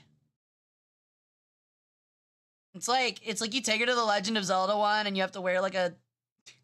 Okay. This is gonna be fucked. This is gonna be fucked, but I'm saying it because it's fucking funny. Like, imagine like, okay, imagining this as a girl. Like my bi side or I'm into a guy is like, he takes me to like one of those Nintendo love capsules and it's like Legend of Zelda themed and he like walks out and he's just wearing the tunic, but it's like the tunic and the half of the tunic's like too short, so his like tabernacle and choir is like is like hanging out beneath the tunic. Oh my god, I think I'd die. I think I'd literally be laughing too hard to do anything. I think that'd be hilarious. Oh my god, that'd be so fucking funny, dude. Oh my god, I'm just imagining it. Just like some like pasty white guy. Oh shit, look, is there anything sadder than a dude with a shirt on and nothing else? Like, look, like, I don't... That makes it sound really mean, but honestly, like, it makes you look like a toddler. It makes you look like a grown toddler, dude. There should be no reason why a guy is only wearing a shirt. Like, at least put on some pants or, like, some underwear, bro. Like, some boxers. Yeah, just having a pair of socks. I'd say even just the pair of socks isn't as bad as just wearing a shirt. Yeah, exactly. Winnie the Poohing it. Like, bro, don't Winnie the Pooh it. That is like so unattractive. Oh my God. Okay, anyway, we'll get to the video. I'll stop stalling and saying schizo shit. Typical VTuber jokes. On December 17th, 1903, Orville and Wilbur Wright made 4 flights in their powered flying machine, with the final pass Hell of yeah. the day lasting a Hey, record Striker, 59 welcome in, seconds. dude. The brothers had been experimenting Never with flight change, for I will over not. 4 years, and to say that their flying machine's successful run would change the world would be an understatement. The years immediately following the brothers' flight would see the most innovative minds and the most powerful I'm just imagining, okay, that's actually great. I actually love that idea. I'm just imagining when Hara wheezes like this, her head just turns into a bird to wheeze extra hard. Actually, though. machine capable of controlled engine-powered flight. Whereas it is Starving now out the known damn as Macedonians? in-air flight. Well, you Innovation would know, improve the machine's that's what's, functionality. okay, that's what's so nice is like, the rumor is, historically, right? The rumor is that you can never have a famine in Egypt because it was a bread basket, right? There's no such thing as a famine in Egypt. That's actually not true. There were plenty of famines in Egypt. Luckily, there's so much fucking thigh and booba on me, bro. I'm feeding the entire ancient society in Egypt. I was the meal. It was me, bro. I was the feast when the harvest was bad. So get that through your head, okay? That's why the rumor is fake, but also partially true. I was that feast, bro. All right, as well as lead to several I'll let different designs Disney and continue models. with their, The conflict of I don't World know, War I would fuel the satanic development of the cult or airplane whatever further. they're The doing. mail delivered by air for Satanic commercial Airlines. flights. Airships led to the creation of the first airline in 1909, and the So first here I commercial am. airplane Oh my took God, flight on anti-rabies January 1st, shot. 1914, between St. Petersburg and Tampa, Florida, with a single passenger, the former Oh mayor no, of we're St. Petersburg, starving. Anyway, we paying a have Ara. $400 True. ticket, which would be just under $10,000. I'm like Marie Antoinette. The farmers, the Egyptian farmers, are like dying from the harvest, and I'm like laying, like lounging on my like marble bench with like the fine like gold linen on it, and I'm like, let them eat me. You know what I mean? Fuck cake. Let them eat me. Let them eat my cake. There you go, dude. No, I don't like eggs. Today. After World War I, the United States Postal Service created an elaborate network of flights for airmail, and it offered contracts to a few independent companies to fulfill the services on these routes. These airlines would develop into some of today's most recognizable names in commercial aviation, including Delta Airlines, American Airlines, and United Airlines. However, there was one company that came out of the airline boom that They call it United Airlines because everyone's united in fucking hating them, by the way. Many, especially those traveling to Orlando, Florida to visit a brand new vacation. I don't know if you've ever flown United. That shit's early ass. 70s. This is your captain. We've been cleared for takeoff. We'll be flying at an altitude of 30. Sorry, give me one sec, chat. This is your captain speaking. We'll be experiencing some turbulence. Should last more than 10-15 minutes. And this time I'm going to ask that you fasten your seatbelts. Eddie Vernon Rickenbacker was born on October 8, 1890. Sorry He about was that. raised in I'd alert Columbus, some Ohio, friends. by his parents, 2 Swiss immigrants, along with his 7 siblings. The family lived in poverty, with his father working construction Neat. and odd jobs. Gotta love living in His father, poverty. who was especially strict on the often mischievous Eddie, instilled in his son a love Spirit for sucks machines the and most. tinkering. Yeah, but the cheapest Eddie would shit. be repeatedly told that a machine has to have a purpose, a mantra that Eddie would take to heart. Tragically, Eddie's father was killed in a construction accident when Eddie was only 12. Ooh, that sucks, bro. Your dad getting put on a Chinese live leak video when you're 12? That's rough, bro. That's actually rough. I'm sorry to make light of it, but it was like, I mean, it was 100 years ago. Like, dude's been long dead. He's fine. He's fine now. And support his family. Right? He continued his love for machinery and took He's engineering classes on the reincarnated side. at this He was point. particularly Definitely. fascinated with automobiles. And in 1906, he would get a job with a race car driver named Lee Frere, who took Eddie under that's his neat. wing. This would spark a lifelong love for racing. After his stint with Frere, Eddie would become a car salesman for the He Columbus got Buggy yeah, he got Company better. and begin racing on his own. In the following years, he would participate in the Indianapolis 500 That- multiple times and Why does he kind of look like, God, what's his name? What's the guy that does like the costume reenactment videos that used to do War Thunder stuff? He's like the British dude with a very like thick British accent. He's like kind of short. He's got brown hair. How does this kind of look like him, but with like way fucking worse teeth? Why is every video of the Disney hauntings like 90% video zoomed in way too close to the person talking? Because they want you to see their face. Like, what's his name? I can't remember his name. It's not Fly Daily. He's British, and like he's kind of short. Hold on.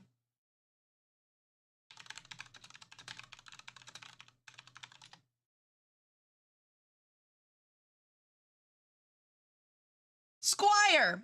His name's Squire. That's who it is. It kind of looks like, this dude kind of looks like Squire with like way fucking worse teeth. Like Squire's got way better teeth than that. Yeah.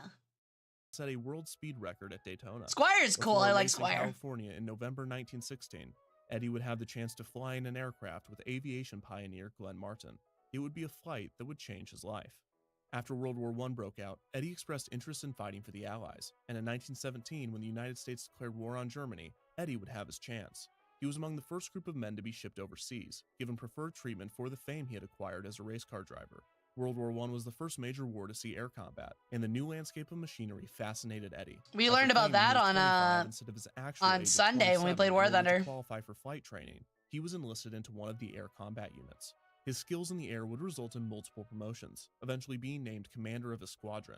He would also receive the Medal of Honor and would set many records during the war, including most. Not gonna lie, searched up short British War Thunder YouTuber, acclaim, and he would be treated as a celebrity and the most recognizable. I mean, that's who he is. In the country. In honor, he would hold until Charles. He actually makes really cool, really fun videos. He doesn't do War Thunder anymore, but he does like fun, like comedic, like World War II reenactments. You guys should totally check him out. Florida Airways. Why did dogfighting die in War Thunder 2? I mean, in World War II. Why did dogfighting die in War Thunder 2? Someone shoot me. In World War II, it really didn't, Bogart. The introduction of missiles kind of killed it, but there was definitely like dogfighting in like Korea and definitely in Vietnam. So $60, or just over $800 today. All of the commercial airlines of the time You relied what? heavily on the revenue from. You what? $800 for a flight? You gotta be yanking my fucking tail feathers, dude. $800 for a fucking flight. Look, I get it. Okay, look, I get it was like flying in like the 50s, whatever this was, the 60s or 70s or the 50s or whatever. Like, it was nicer back then. You had more leg room. You had way more leg room. You got served like a full fucking dinner, and like. You got like, I don't know, it was just nice. But like $800 fucking dollars? $800. $800 and you're not even at the fucking park. $800, you're not even at the fucking park. Like, good fucking Jesus. Like, I think I spent $1,000 on my entire week trip to DC. My flight was like $150, $200. I don't think I'd fly anywhere for $800. Good night creature that is not related to thought, but still cutorable. I think you meant Toth, but honestly, I love the idea of calling Toth thought, so we're keeping that one. But yes, I am cute adorable. Thank you. The airmail contract. 25,000 USD today's money. No, it was 800. It was 800 in today's money. So it was like, I think you said like $40. It was 800 in today's money. So it's not 25,000. 25,000 might as well be like fucking, I don't know, Aldrius Knickerbocker II with his fucking, you know, gold-plated suitcase and his child named Halliburton, like, getting to be like, they're the only ones taking the fucking flight. Like, that, if there was 25 fucking thousand our time. Like, Jesus Christ. Turnover was high for the routes, with many companies dissolving or being absorbed into others. For instance, just 2 months after Florida Airways ceased operations, a man named Harold Pitcairn would take over Florida Airways' mail route with his airline, Pitcairn Aviation. Just 2 years after that, a man named Clement Keyes. That guy's got a massive forehead. That dude looks like Frankenstein. North American Aviation. Keyes would change like, put a scar in that guy's forehead, put some bolts in his neck. That dude's fucking Frankenstein. All of the airline's routes at the time were on the east coast of the United States. General Motors would purchase North American Aviation and therefore Eastern Air Transport in 1933. Okay, so like looking at it now, so Eastern Air Transport. So you're paying $800 for, at the furthest, to go from Memphis, ironically or coincidentally, to Orlando. And even then you're having to make 1, 2, 3,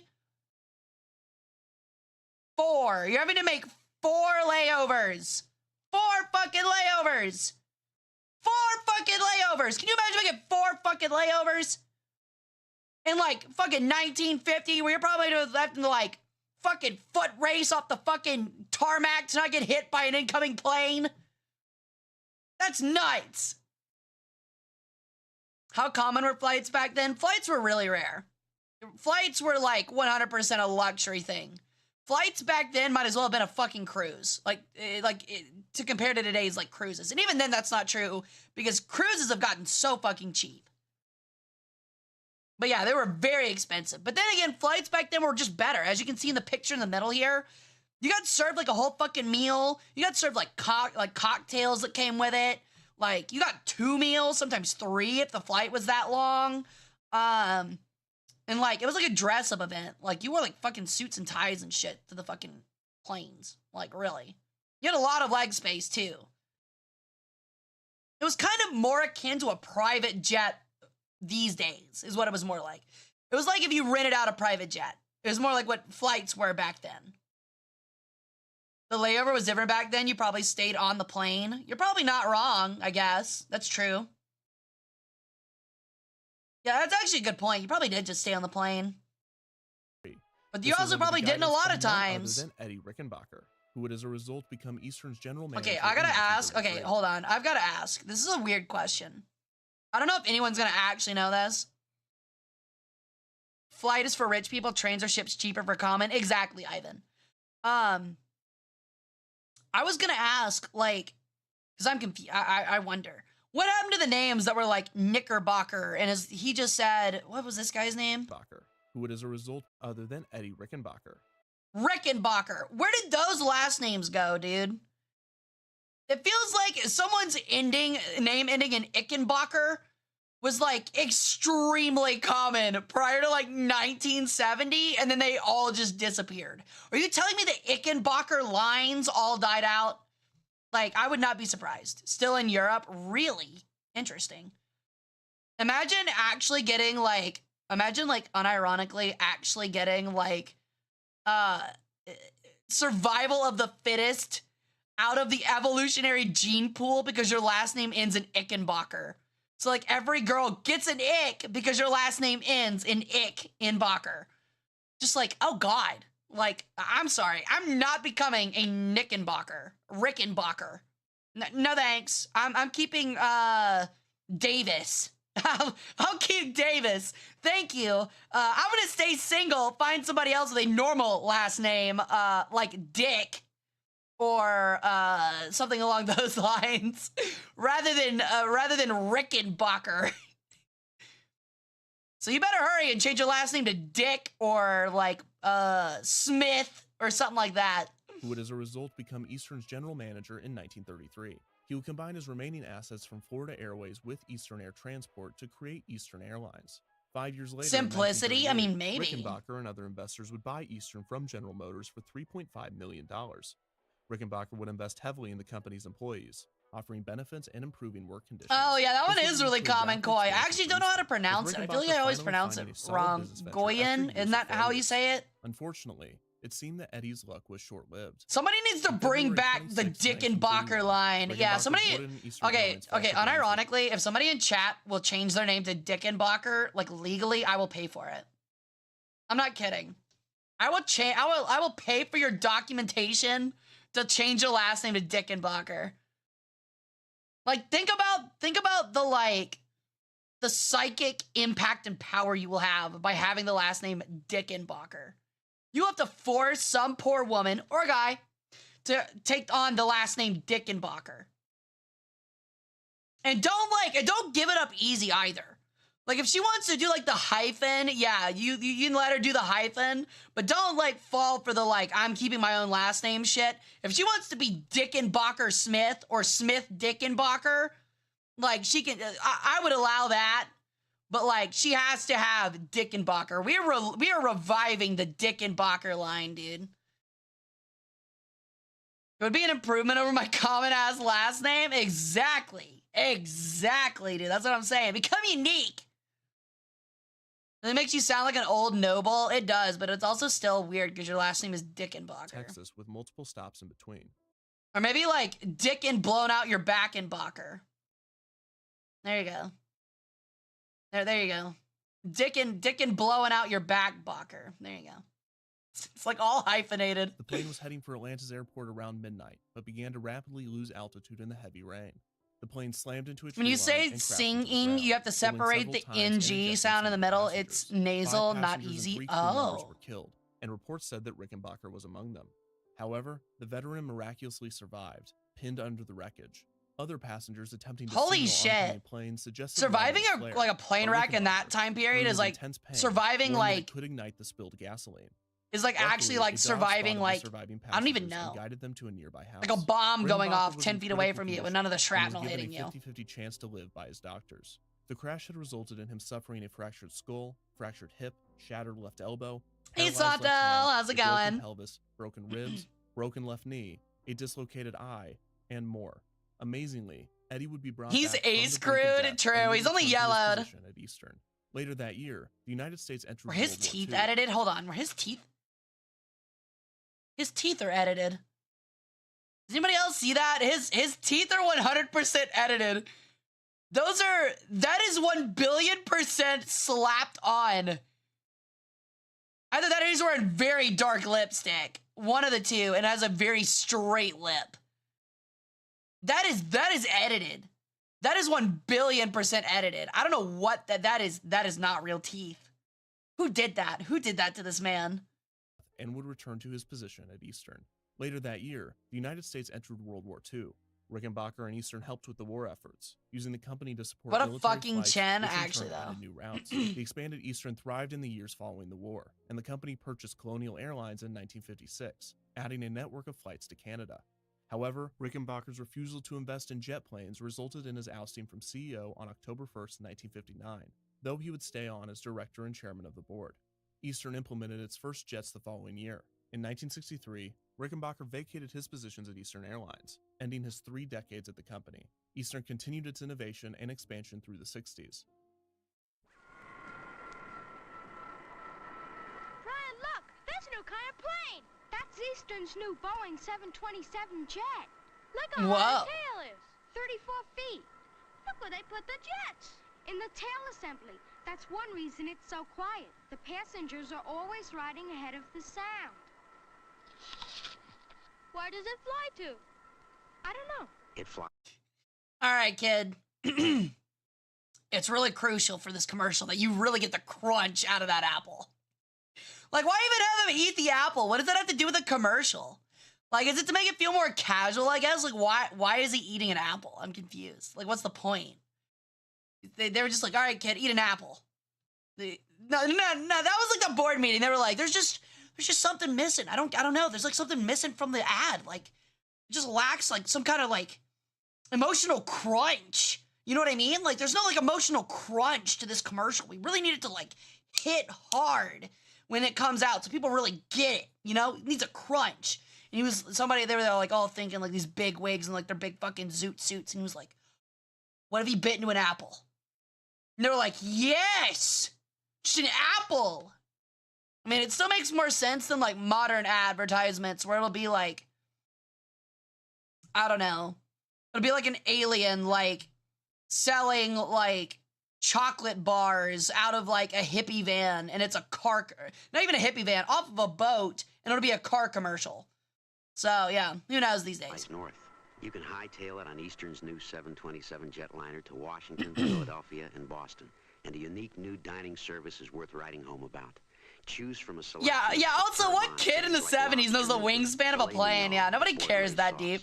Prepared as you like it. Eastern 727 jet. Quiet as a library. You're not wrong, Monarch. Smartest way to leave town? Come fly with Eastern. In 1964, they were the first airline to fly the Boeing 727. The expansion allowed for more and more people to have the ability to fly, regardless of economic status. In 1967, Eastern purchased another airline, Mackey Airlines, and also expanded their international flights further. In 1970, Eastern adopted the slogan, "The Wings of Man." Their previous slogans, "First and on-time dependability," "See how much better an airline can be," "We want everyone to fly," and "Number one to the sun" had been short-lived and had done little to boost the airline. Maybe those kids are playing War Wings Thunder, of but Man, for however, civilian restored a sense aircraft, of so you mean class to the Microsoft airline, Flight an Sim? I issue mean, it's the most same airlines are thing. struggling with as they reduced rates and Except in increased Microsoft Flight capability. Sim, On September compared to 23rd, War Thunder, instead of 1970, slamming it was my announced plane that into the Eastern ground, Airlines I'm would be the slamming my official plane into a airline of the Walt recreation of the Disney Twin World Resort, Towers. set to open the following year. Eastern claimed to have more flights going to Florida every day than all of the other airlines combined. This allowed for double promotion of both the airline and the new vacation destination. Do you know the way to the Magic Kingdom? Okay, actually, if I'm dreaming of 7 weird fucking dwarves and a scary looking coyote thing, I'm not. That's a nightmare. This is not a dream, Do dude. you know the way to the Magic Kingdom? This is not a dream. This is a fucking nightmare, dude. But can you fly?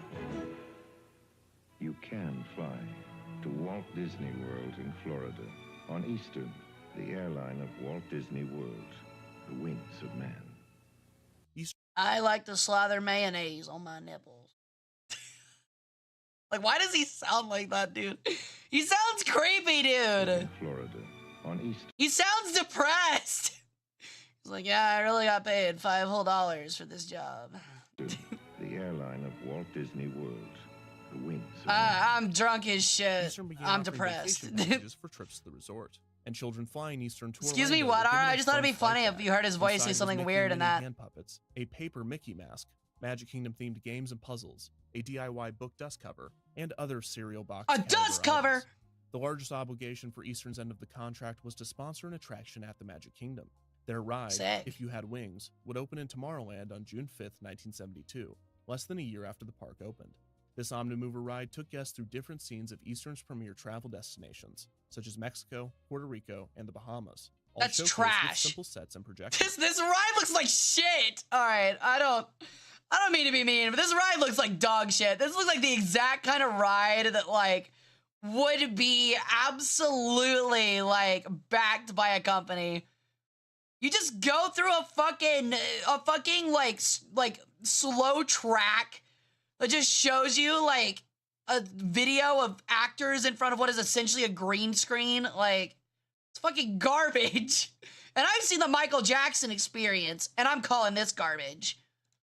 The most unique part of the The ride Michael was the Jackson speed Experience booth, was some a of the tunnel with a worst film shit I've projection ever that sat wrapped through my around an life. entire lift. This gave the illusion that you were taking off in a plane, with fans blowing to simulate the experience. The most memorable part of the ride was the theme song written by Disney composer Buddy Baker, which is either sweet or slightly sinister sounding. It wasn't depending on that the bad. viewer, It was but bad. no It was doubt really catchy. bad. It was really bad, dude.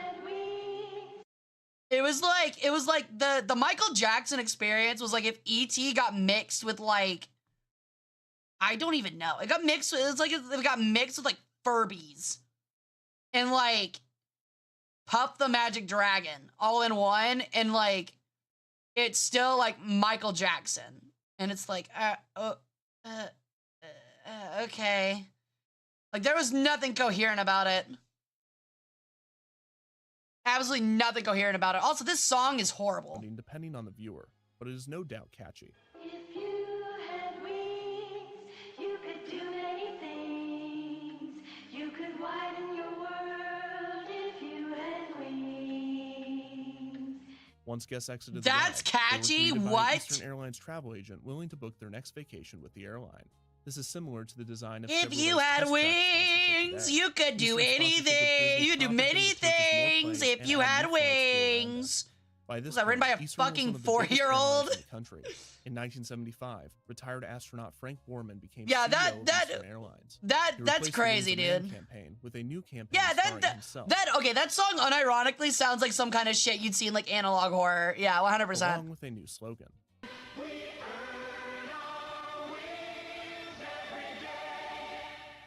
In How do all of their 1977, Borman songs would make suck? Eastern the first U.S. airline to fly the Airbus A300 You had 3 jet. chances They would and also all of them are launch the Boeing ass. 757 in 1982. However, these purchases combined with high oil prices would put Eastern deep in debt. They had difficulty competing with airlines offering lower fares, and its campaign to stress quality over price did little to sway consumers. Much On better, top of less this, creepy. most I mean, of the I agree. airline's It's still workforce were ass though. unionized, It's like making it boring as difficult shit. to compete with other airlines It's not employing catchy. non-union workers such as People Express. Eastern's attempt to cut wages against the will of the union resulted Look, in mass if Empire, like the carpet and flooring company, can go, da da da 288 2300 Empire, like if they can make a fucking number catchy, they can make a fucking phone number catchy. You can make a slogan catchy. Like, come on, man. You have a whole fucking slogan. Empire does it with a fucking phone number. Get it together, yeah. 1-800-588-2300 Empire. Yeah, exactly. Fucking Education Connection got one together in the 90s that is an earworm for every single human being that lived during that time. So, massive strikes among the workforce. Good God. Both sides began to sabotage the other. We started It's not hard. 7:30. This engine is basically done as soon as the electrician gets done, right? Hour and a half. I can go in there and pull the maintenance manual out, and there's a manual in there that thick to change this engine, right? I can take 2 days to change this engine, right? So basically, that's what we were doing. I was one of the people that was more, shall we say, aggressive at it, right? Because I was protecting, in other words, I was like an old groundhog digging in his hole. I was protecting my hole. Yeah, I know what you're talking about, dude. Yeah, I protect my hole all the time. In 1986. This would result in the beginning of I was protecting my. I'm like a groundhog. That's what I say. That's what I say. Like I'm like Mantis Toboggan, but I'm a fucking I'm a groundhog instead of a mantis. Like that's what I refer to myself as in bed. Like I'm like a groundhog, dude. I protect my hole. I protect my hole. I protect my hole. Lorenzo for just $615 million. Lorenzo was one of the most infamous union busters of his time. His deregulation strategies were aggressive, and many described them as heartless and cruel. In 1972, Lorenzo Sounds had accurate for the acquired 70s. Texas International Airlines. He and Don't his act business like partner you have Robert game. Carney I have were enough able to game to save get your the mom airline and your by offering dad. cheaper fares and restructuring the routes. So apparently Lorenzo it's then good attempted to enough. take over both National Airlines and Trans World Airlines, but failed to do both. Oh my Lorenzo God, instead bro. restructured World Airlines. Oh my God, dude. Imagine, dude. Holy shit, bro. Imagine when bigots finds out that there was a trans world. An entire world of trans. Holy shit, bro. They think DEI was bad now, bro. Look back at the 70s. Trans had their own world. An entire world. In planes. That would have been horrifying for them, I'm sure. They would have probably peed their pants. But failed to do both. Lorenzo instead Wait till they restructured find out that they Texas can International formers, Airlines into too. Texas Air and New York Air, completed in 1980. The formation of the latter allowed Lorenzo to hire Called non-union Transforce, employees for, in Hara? some That's cases, sick, dude. I half love the it. price, angering the It's like current Power employees of Rangers. Texas Air. New York Air also became a major competitor for Eastern Airlines, forcing them to lower fares and putting them in debt as Eastern was not able to break their What are labor they doing? contracts or get around them the same way that Lorenzo did. The next year, Lorenzo aggressively pursued the purchase of Continental Airlines, which was strongly opposed by Alvin Feldman, the president of the airline. Feldman attempted to dilute Lorenzo's shares by giving his employees a majority stock in the company, but the plan failed when the banks pulled out. After a lengthy battle, Lorenzo won, and Feldman, overcome with depression over what would be the loss of his company, on top of the personal struggle of losing his wife to cancer the year before, tragically took his own life. Lorenzo's takeover at Continental was poorly timed, as the company and the nation's economy were in dire straits. Continental's unions, who had opposed Lorenzo from the start, did not back down, and they would go on strike in 1983. All of this gave Lorenzo the opportunity to file for Chapter That guy's 11 on bankruptcy coke. protection. allowing Nobody's him to lay off eyes the are majority naturally of the that wide workforce open. and void union contracts. He's like sitting there like, The company began yeah, I'm hiring answering more all your employees at questions lower perfectly. wages, Yeah. notably cutting pilot I think wages in the half, and airline company was is able to turn a profit rather the in a following dire year. strait, but I think we can Eastern pull out took of it. notice of the tactics, No, and I management really believe suggested that if through the my union did not leadership, offer concessions, that then a we can similar course of find a action to pathway back to Lorenzo's making this might be company taken. successful. In a video message from Oh, is my Borman to nose his bleeding? employees, he made his case. We are really approaching a fundamental decision as a family here at Eastern. And without saying I told you so, you know, and I'm quite convinced We're a family here, which is why I say fuck your union and your fair wages. that many of you think I've been Just like a dad, dude. Just like an abusive father. Just like an abusive father. I'm gonna fuck you over. predicting too many dire circumstances and issuing too many warnings. But let me just go back and tell you, we We predicted They what were was on going to crack, happen with yeah, a little bit, deregulation just a little, and just a smidge of. Look, okay, you can't do business without a smidge of cocaine, okay? Just a quick, just a little bit, just a bump, okay? Gotta, it's the new form of energy drink. It was the old form of energy drink, bro. What's that? You got 3 hours of sleep. You got to do a presentation to your boss. Just bump a Coke. Just do a little bump off your credit card. Ain't gonna hurt nothing. I simply urge you to select the proposal that we have offered. And I want you to understand with all of the honesty that I can muster in your eyes. Holy shit, bro. He's so full of shit. He's like trying to stop himself from laughing. He knows how ridiculous he sounds. By the way, if you're not getting the context of his video, he is pleading with the union to accept their shitty offer to go back to work. He is literally saying it. He licked his lips, which is a surefire sign of nervousness and or lying. And then he's trying to not grin because he knows how bad it is. That in my estimation, you will be voting on your jobs. This, of course, angered the That's union even more, wild. after an attempt at a compromise in which the employees would take a stake in the company was foiled by a recession in late 1985. And there The it balance is. between the Union management got and fucked. employees returned. During the chaos, Lorenzo expressed interest in acquiring Eastern. Borman and other That's management wild. offered an ultimatum to the unions: either offer concessions or be sold to Lorenzo. The unions offered a 15% reduction in wages if Borman resigned. Borman agreed, but the board rejected the offer, and Lorenzo Holy acquired the company. shit.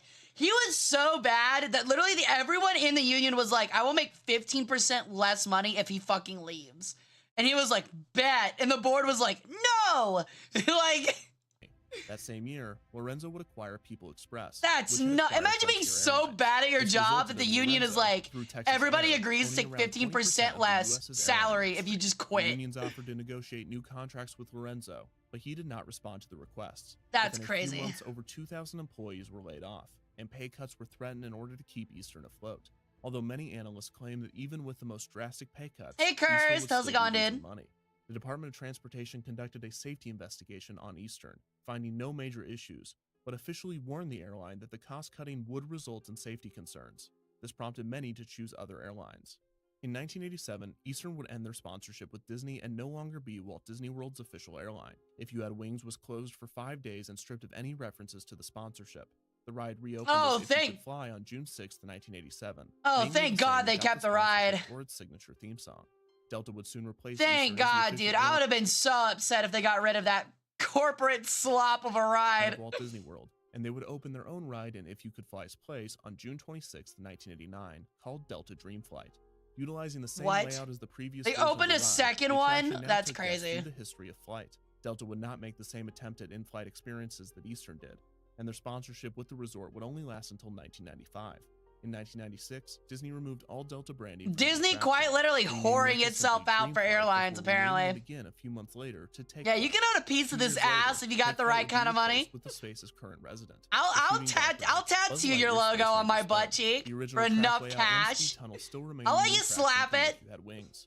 And a That's futuristic instrumental of the Disney right attraction's there, theme dude. song can still be heard in the Tomorrowland area music loop. Disney has gone without an official airline ever since Delta ended their sponsorship. Although it does have a No, few themed planes with the Canadian not an Airlines, official WestJet, and airline. with a few other airlines as well. Lorenzo continued his war on Eastern's employees, selling off and restructuring profitable parts of the company in order to force union concessions. In That's fucking 1989, crazy. Lorenzo sold He was Eastern's literally shuttle ruining service the to Donald company. Trump, who transformed the assets into Trump Shuttle. He also moved assets around within Texas Air and his other companies, Why is that destroying unsurprising? Eastern's ability to succeed. This eventually resulted in Eastern's filing for bankruptcy on March 9, 1989, in an attempt to once again hire non-union workers. Just a year What later, a however, piece of actual human garbage.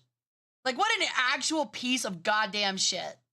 That guy is burning in hell without a doubt. He literally bankrupted the entire company to fuck over just the employees. What a piece of garbage. Eastern was removed from Texas That's Air's management by court crazy. order due to its mismanagement and business tactics. Martin Chagru, an executive who had a good relationship with labor unions, was appointed the head of Eastern in 1990. He would attempt to save the company by facing his well-known issues head-on. I was appointed as trustee of this great and proud company. We are running a very good airline here today. The problem is that a lot of potential customers out there don't know it. Yes, we have a large, deep hole to climb out of. So what we're going to do is we're going to impose a very noticeable time frame on ourselves. For the next 100 days, you're going to see Eastern Airlines get a little bit better every day. So we're not going to promise the moon because you and I both know we can't deliver it. And I don't ask that you agree with everything I have to say. But let's get the dialogue going, and let's go. Who wants to start? Yes, sir, in the back. Come up here and grab a mic so we can... Mr. Sagrut, This worked for a short period of time, but after conflicts Interesting. in the Middle East At least he's caused jet fuel trying. prices to rapidly increase, any chance the airline had at recovering was gone. Around this time, Shagru argued to the court to increase his salary from $425,000 to $600,000. His audacity baffled many. Finally, Okay. on January 19th, 1991, Maybe not as Eastern cool as we Airlines thought. stopped flying. Many customers had already booked flights past the Company's state, going and 5,000 bankrupt, and he's like, I want employees more were money. immediately laid off. Its assets were sold, and Eastern Airlines, once one of the biggest airlines in the United States, was no more. 18 years later, in 2009, a group purchased the intellectual property of Eastern That Airlines one in an piece of attempt to shit revive the literally brand. bankrupted Their attempt would one be of the most short-lived, popular as the airline airlines would in only U.S. last until history September just to 2017. fuck over his The corporate employees. culture that That's eventually crazy. led to the downfall of Eastern Airlines That is had so been tense almost since unsurprising for the inception. 70s and This 80s. could be the fault of Rickenbacker, whose militaristic approach to his employees turned off many, and would prompt the first of many strikes in the airline's history. The struggle between workers and management was and is not unique to Eastern, and that same fight continues to rage on today. However, the absolute transparency on both sides of the Eastern debacle provide a fascinating look at the inner workings of a corporate conflict that a more reserved company like Disney would never allow. But that doesn't mean that similar conflicts don't exist. Behind closed doors, it could be utter chaos, while the consumer might see is an employee selling them soft drinks at a theme park or a mechanic fixing their flying machine. When the dust settles, when the sun sets, there is one big question with which we are left. What, after all, is the meaning and purpose of the American corporation? Is it just a bundle of financial assets to be moved around to their highest and best use? Or is a corporation a network of mutual obligations, mutual responsibilities, a compact between people to produce wealth in the future? Can we have it both ways? The Eastern story suggests no. Interesting. That's really odd. I would recommend putting an 18 plus only in the title because you really got my hopes up. What do you mean by that? What did I get your hopes up for? All right. So the other one we're probably going to look at, because we got a little bit more time, is the Blue Jay How to Start a Soda Company, which is, looks like it's about Pepsi and the Cola Wars. Love Blue Jay stuff. This one's been out for a minute. Like I said, I don't usually, like, take early videos, because I don't want to steal, kind of, like, ideas from people, so... Or I don't want to steal people's videos before they get, like, their initial views and stuff. I know I don't really have, like, a ton of viewers, so... They're missing out at most on like 50 views probably, but still, I don't like doing that. It's scummy. Yo, thank you for the follow, Benji Play. I think I said that right. Please feel free to correct me. Welcome into the cult, dude. Hey, V. I wanted to get into some history stuff. I mean, I do history stuff, dude. I'll admit we were talking more about history the whole first half of this. This is history, technically, but... Fun little thing I discovered. Did you know that Disney used to have a fast food restaurant? Interesting. I didn't know that. What they mean is they ain't 18. Oh, yeah. Sorry, buddy. Yeah. I mean, it is in my Twitch rules, so... That's kind of where the sign is. Before you chat it, it says right there, 18 only. So there's your sign, as Jeff Foxworthy would once say. When you discuss history, the conversation eventually goes everywhere. I mean, I am a yapper, certified yapper. All right.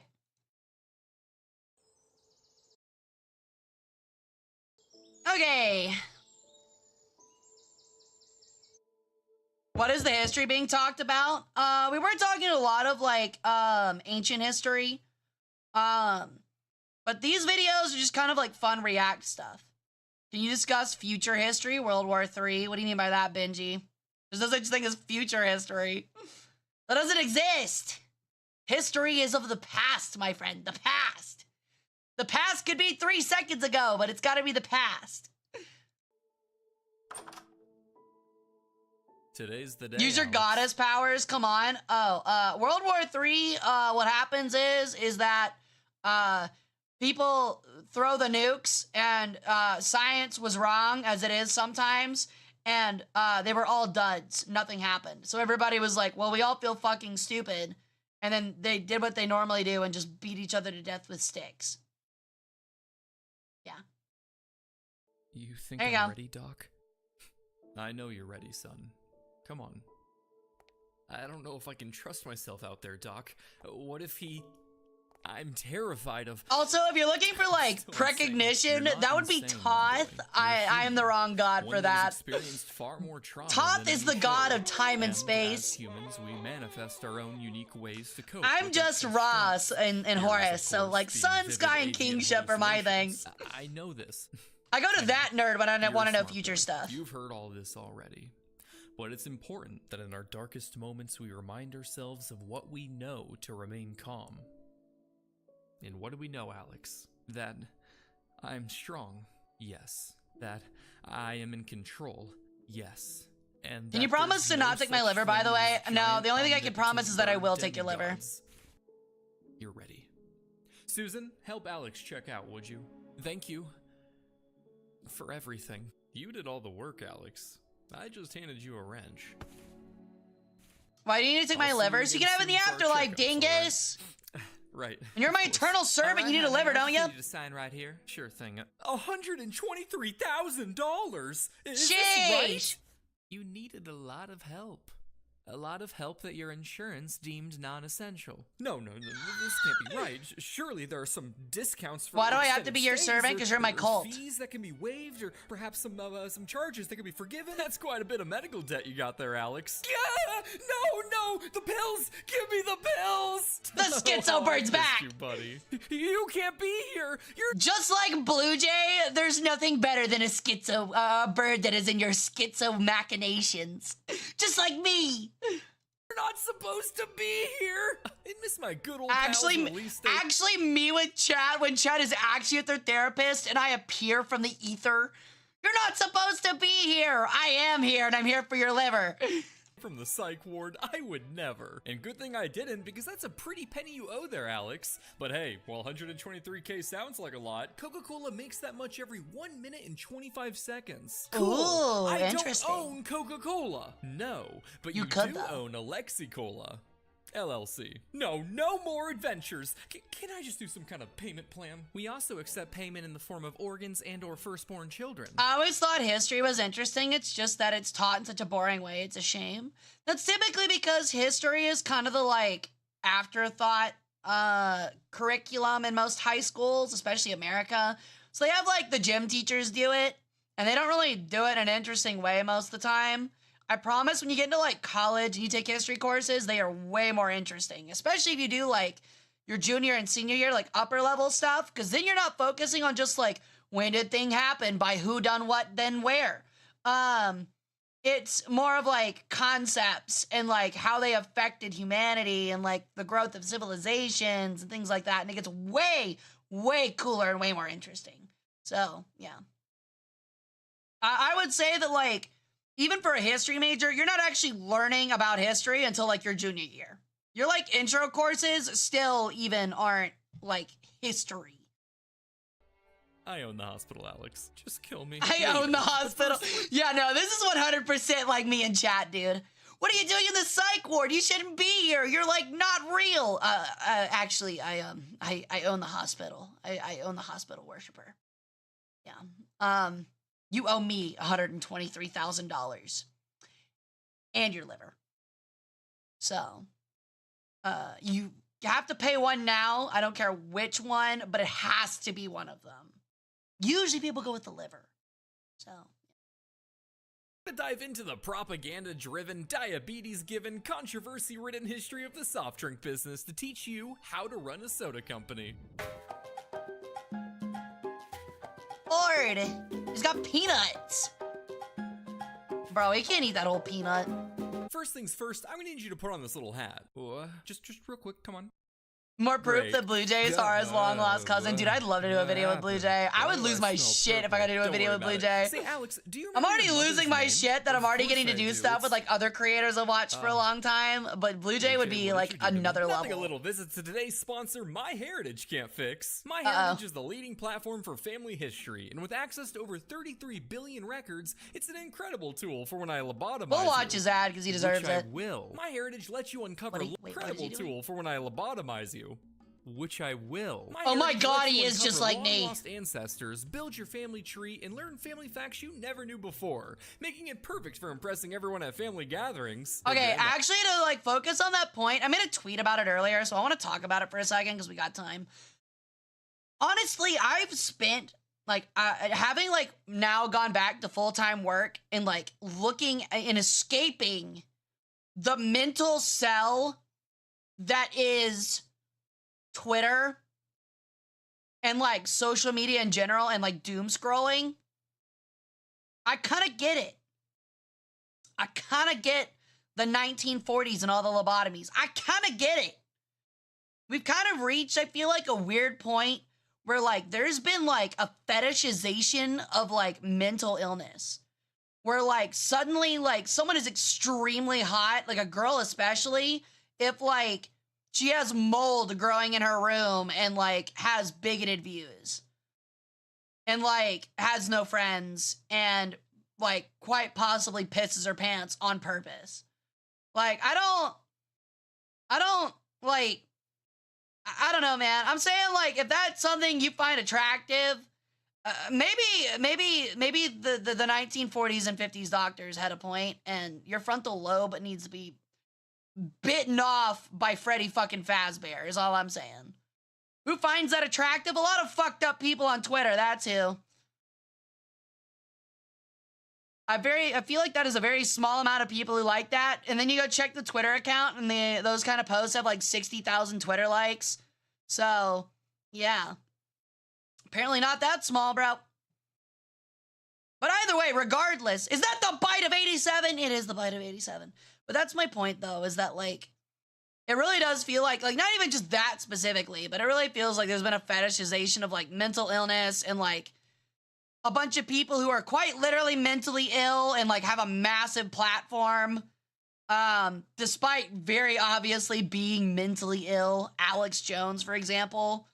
Just saying, like, I don't know, man. Maybe, like, lobotomies are not that bad. Maybe lobotomizing a third of the population, maybe isn't a bad thing. And granted, that's coming from a bird that already rips out organs and scrambles brains with small whisking forks.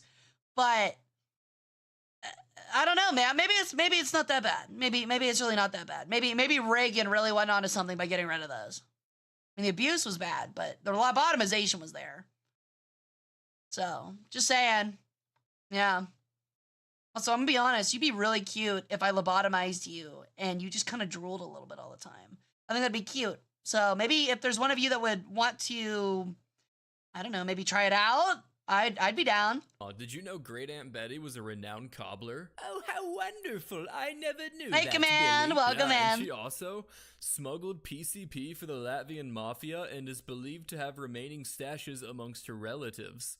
Based. Oh dear. FBI, don't move! I'll be honest, I wasn't expecting all that much at first. Seeing the Ellis Island immigration documents for my Italian family was cool, but as a history nerd, I've always been able to find that kind of stuff on my own. It wasn't until I started filling out my family tree on my mom's side that I was blown away by how much info MyHeritage was able to dig up with their instant discovery feature. In just a couple of minutes, it was able By the to way, show if me you, my great, the sad part is that, like, there are a lot of unsolved murders that I committed back in the 70s and 80s. So there's no way I could ever do this, like, MyHeritage stuff, because I would immediately my DNA would be connected on file and I would be going to jail instantly. So I feel kind of bad when I see these ads. It makes me sad. because I can't participate. I literally can't. Otherwise, my Zodiac killing spree would kind of be over, you know? Like, I've been having a pretty good gig here between VTubing, working as a curator, and part-time serial killer. It's been a pretty good gig. I've been having a lot of enjoyment and money out of it. So, but they haven't been able to prove it yet. So, but if I do that, it'd be obvious. They definitely have my DNA on file. I'm gonna be honest, chat. You know how hard it is to like keep your feathers from falling out mid-murder and then clean them all up? Oh my god, it's embarrassing. It's so hard. I contaminate the fuck out of crime scenes. So yeah. I don't know, man. I feel bad. I'd like to know more about like possibly who my ancestry is. Like I know who my dad and my mom and my grandpa and all of my family is, but maybe there's more, you know? Maybe there's more to the Egyptian pantheon and I'll never fucking know. Because of a couple fun events I had in the 80s in the 80s. So, yeah. Feels bad. Those feathers are calling cards sometimes. It probably didn't help that every time I sent in a taunting letter I spit on it. So yeah.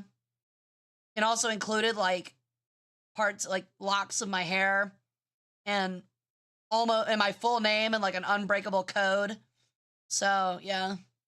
Probably didn't help. Great grandfather Robert That's almost as old as me. born a whole 15 generations back in England in 1516. All cocks. He's all cocks. I found a relative who was one of the first inhabitants of the Plymouth colony in the 1600s, which was so cool that I temporarily overcame my depression from discovering that I have some English in me. My heritage can also enhance, colorize, and do neat little animations with the family photos it digs up from your past. Just check out all these. No, I don't know how hard that is. You know how hard this is, pants grab? Family story. My Heritage is offering you a 14-day free trial. Just click my link in the description or pinned comment below to get started. Thank you, My Heritage. Also, no, in Minecraft. Yeah, in the first Minecraft. Step to starting any great soda company is crafting the perfect recipe. Just as Picasso first needs his spark of. Also, someone hacked into an ancestry database to target Jewish people. Yeah, unironically, like not as a joke. Yeah, not as a joke. It's also just like because it actually sells your DNA. Like if there's like a leak, like any kind of leak, people actually have your DNA information, which is horrifying, frankly. And has horrifying repercussions for the future in which like we might be able to clone people or, you know, like imitate someone's DNA. So I'd rather not have that ever on file. So too does an aspiring soda entrepreneur first need his inspiration. Any back alley addlepay can chuck a bunch of chemicals and fluids in a rusty jug of water and call it a soda. That's how we get ginger ale after all. True. Chad hasn't figured it out yet that I've been putting a lot of my personal fluids in bottles and selling it as our soda. Yeah, that Hara sarsaparilla, that's just my bodily fluids. I'm gonna be honest. Look, I didn't actually have like, you guys gave me the money for the sarsaparillas and I spent it all on McDonald's, and so I didn't really have anything besides tap water and bodily fluids. So yeah, I'll own that one. That was kind of scummy of me. I'm sorry about that. That shit tastes so good though. Literally like worshippers like sipping it up going, it's kind of got a pea taste to it, but kind of tastes like Hara. Like, I guess I'll take it.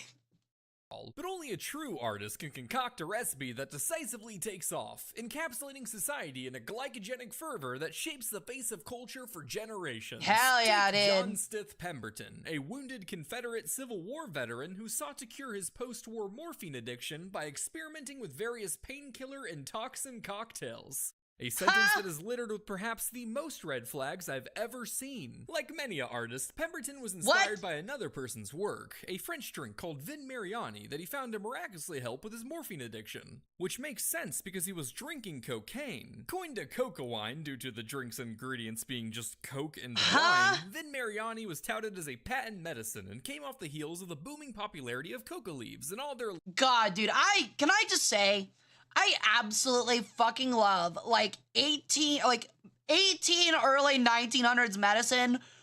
Like it's just straight up like yeah, you know, it makes your nose bleed, and like you get all jittery, and you have a really bad crash afterwards. It makes you feel like bugs are moving around in your skin, but it makes you feel really fucking good for like 35 seconds. So if you just take enough of it, you won't feel the crippling syphilis disease that you have, or the STD that is currently eating away at your genitals.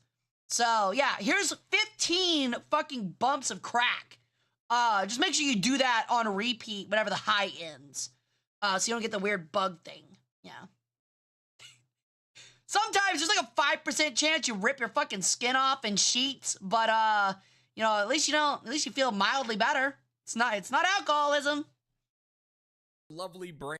Being a doctor in the 1800s would have been lit. Actually though, bro, I'd be like Hitler's fucking doctor was like during World War II, where like he's just making these drug cocktails. He's just fucking throwing, you know, a little bit of crack and a little bit of fentanyl and tossing in some vodka or like some Jägermeister because it's German, and then like being like, you know, what do we add? You know, just a pinch of meth.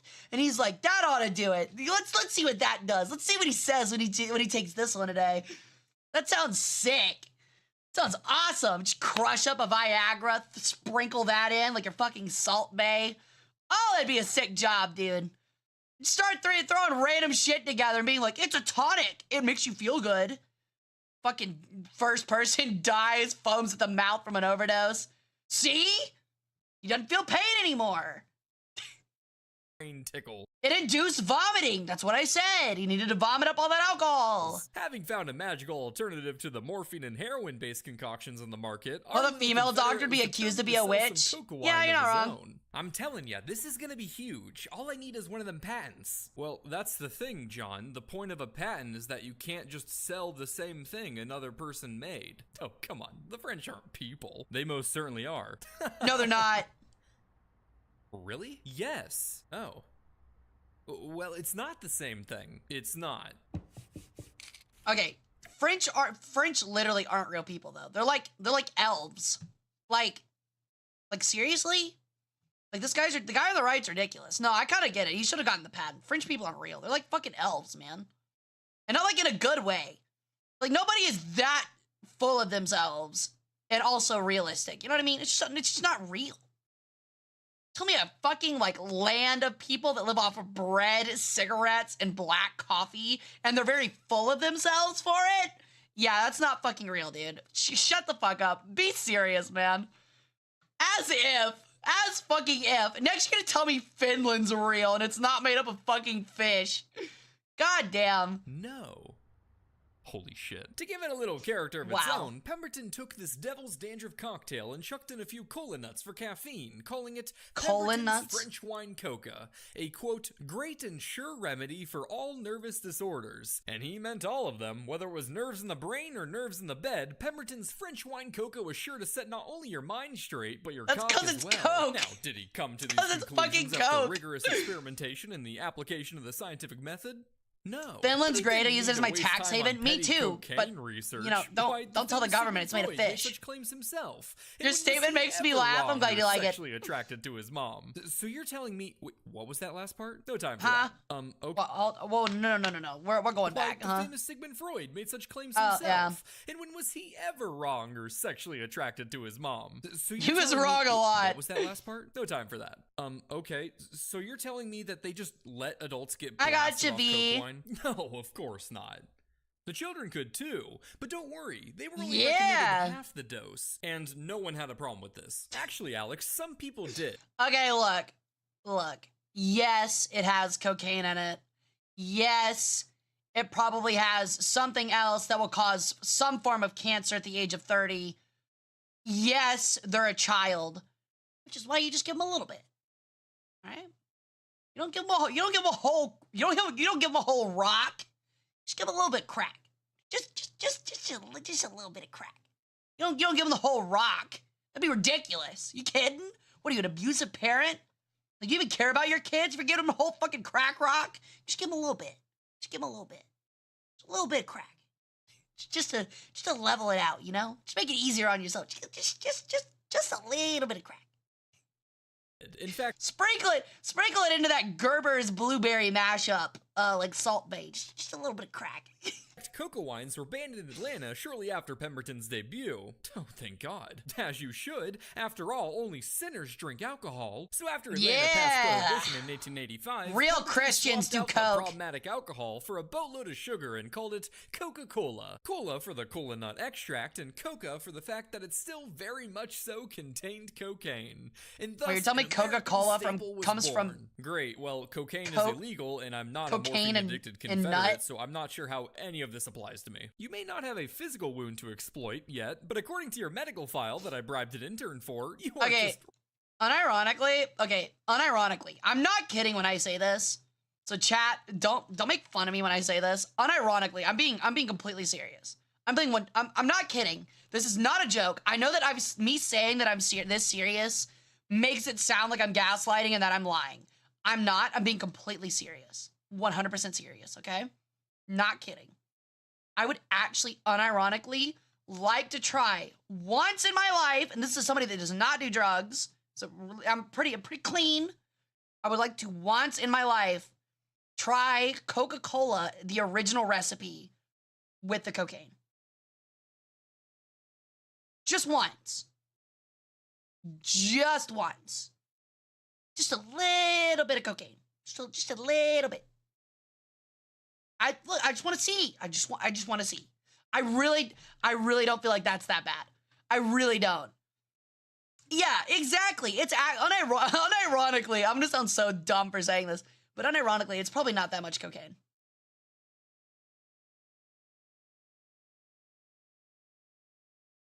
Because it was, hey, rude. Hi, Steamy. It's better than testing gag reflex, I guess. Yeah, that's what the mods do.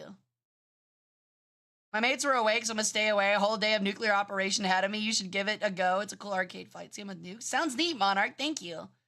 But yeah, like that's what I really don't feel like that's that weird. Is that really that bad, chat? That I want to try just once, unironically, the original Coca-Cola with cocaine in it, just once.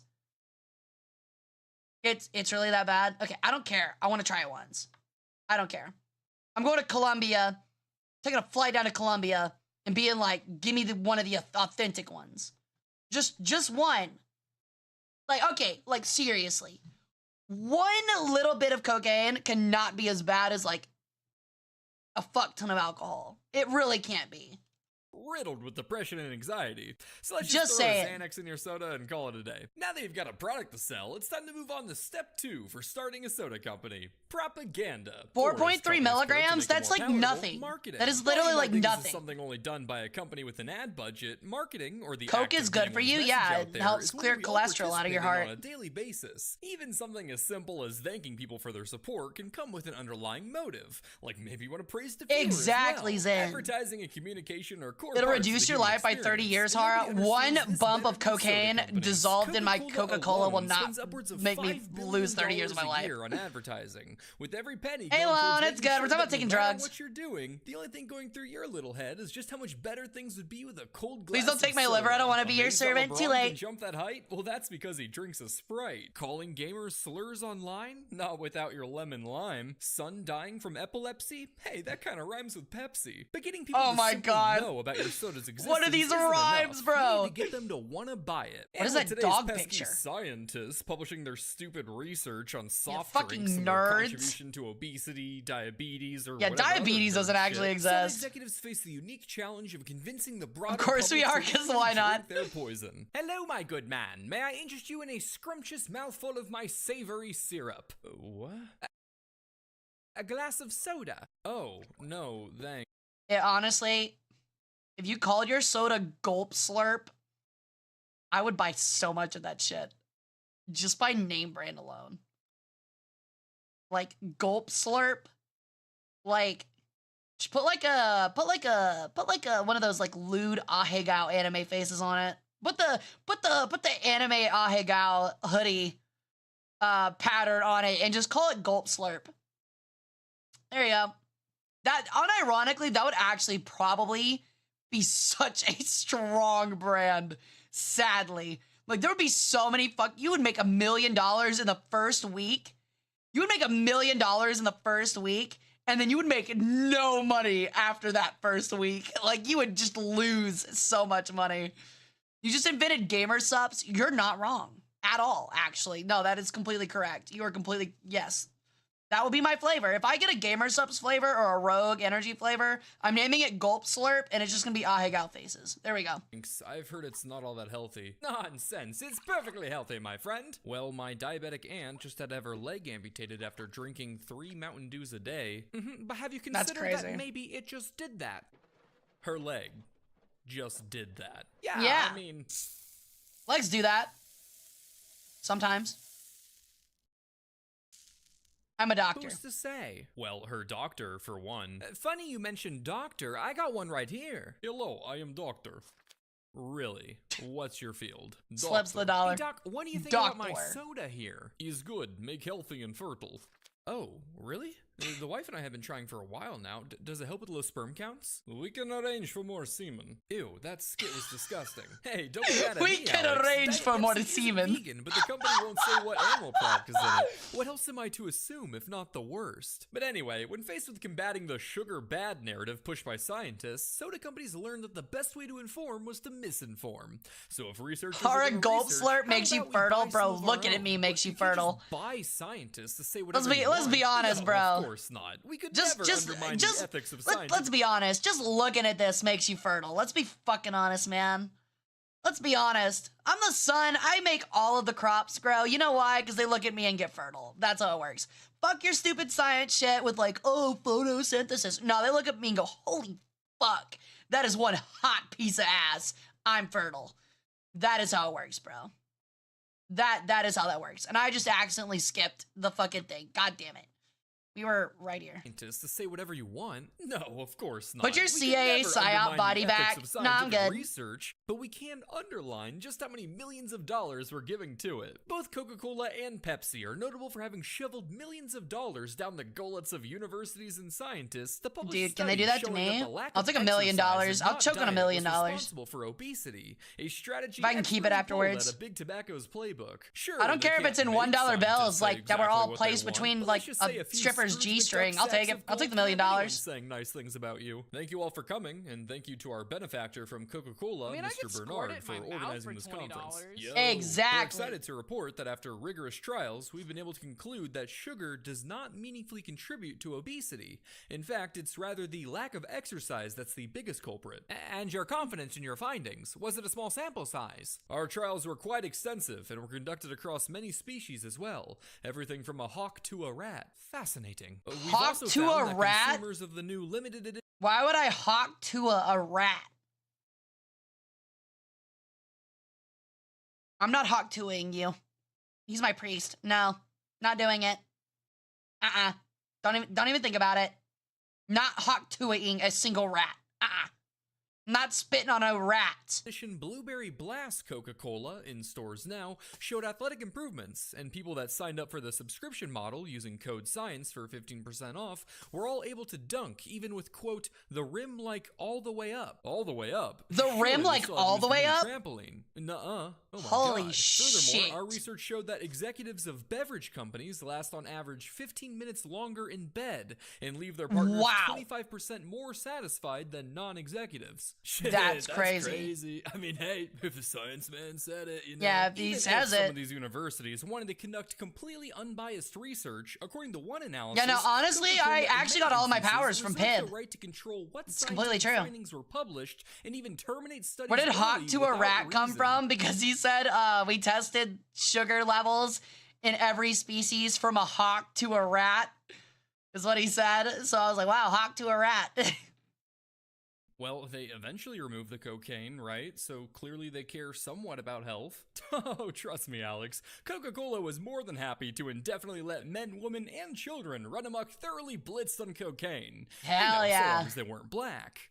What? At the start of its lifetime, Coca-Cola was only sold at soda fountains in drugstores and pharmacies, where a man called a soda jerk would crank out some delicious syrup and mix it with carbonated water, or jerk it into a cup, if you will. One of your fine Coca-Colas, jerk it into, bro. All right, let's be honest. Let's be honest, chat. Let's be a little bit honest. If I opened a soda fountain where I literally jerk it into a cup, I would make so much money. The soda, I mean, like a VTuber soda fountain, like with like a jerk Coca-Cola into it. Soda jerk because he jerks it into a cup. That's crazy. No problem. Let me just jerk one out real quick. Excellent. Say, do you gentlemen do catering, by the way? It depends. Depends on what? Whether it's within 100 feet of a school or playground. Oh, children don't make good customers then, I take it. Well, that's just what the judge thinks. Ah! So, can I have my soda? What? Oh, yeah, What? Coming right up. Soda fountain exclusivity remained the norm up until 1899. I think a drink or jerk soda, I can handle it. Bottling their drink is Chat literally right now being like, oh my god, the Hara jerked into a cup and it's her soda. I'll make the sacrifice, chat. I know it's difficult, but I'll drink it all.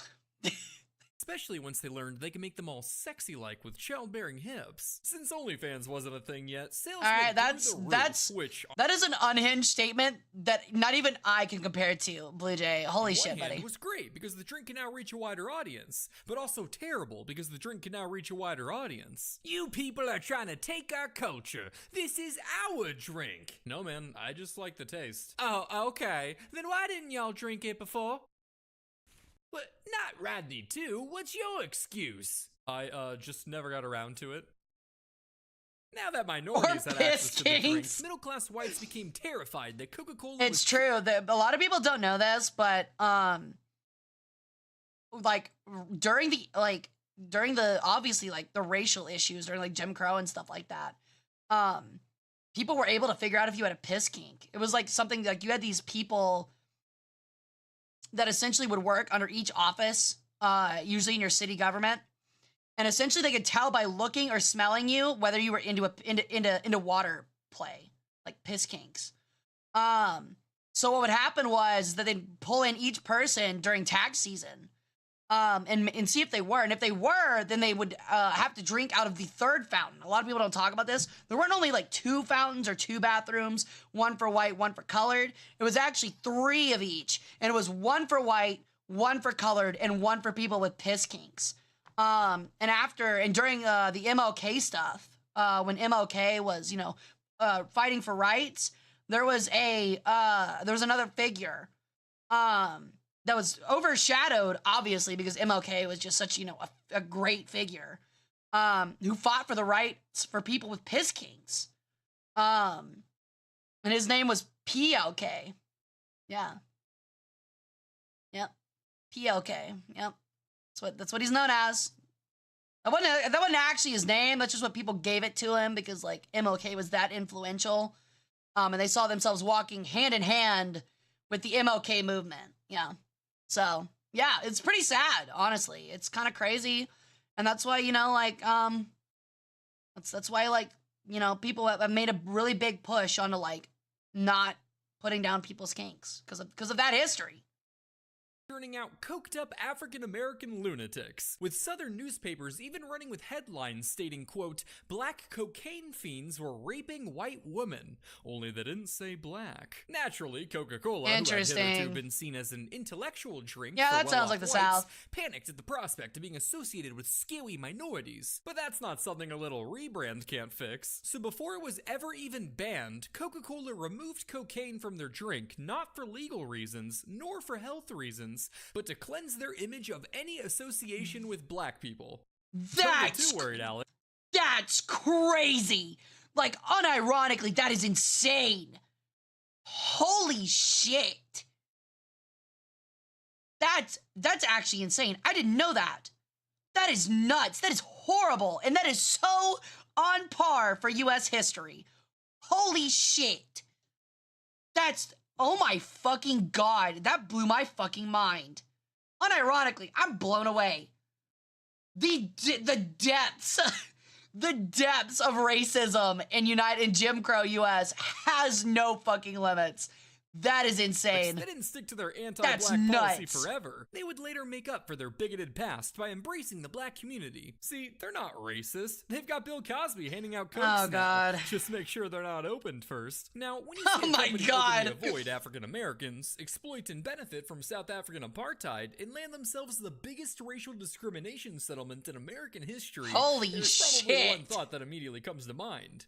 That's right, an open market. And who else was better positioned to capitalize on so many unwanted customers than Pepsi? Always nipping at Coca-Cola's heels, Pepsi decided to embrace these neglected customers is with ass. open pockets. So much so that Pepsi even opened a black markets division in the 1940s solely focused on targeting the demographic. Only they didn't say black. This division focused on advertisements showing black Americans in a positive light, avoiding stereotypes, and attacking Coke for their anti-black discrimination and support for segregationist politicians. The I bet it wasn't the I bet it wasn't like the N-word. I bet it was like the Spanish word for black. I bet that's what it was.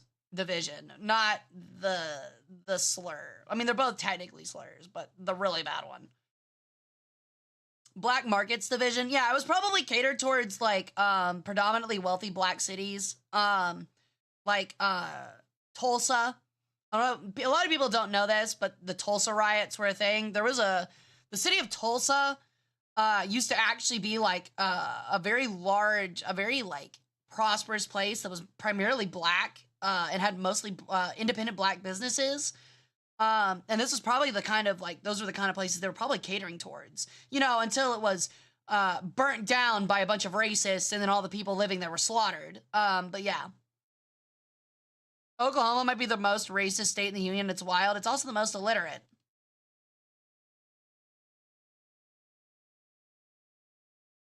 a huge success, resulting in But that's crazy. I didn't know that about Pepsi. More likely to buy Pepsi over Coke. All while the marketing team received discrimination themselves from their co-workers and even threats from the KKK. That's actually really, really based of Pepsi, actually. I didn't know that. It makes me hate Pepsi a little bit less. Because, like, I'm gonna be honest, I fucking hate the flavor of Pepsi. Like, a lot. I've never had a sugar Pepsi in a glass bottle. I'd imagine it actually probably be pretty good. But I can't stand, like, Pepsi on tap, and I definitely can't stand it in a can. So...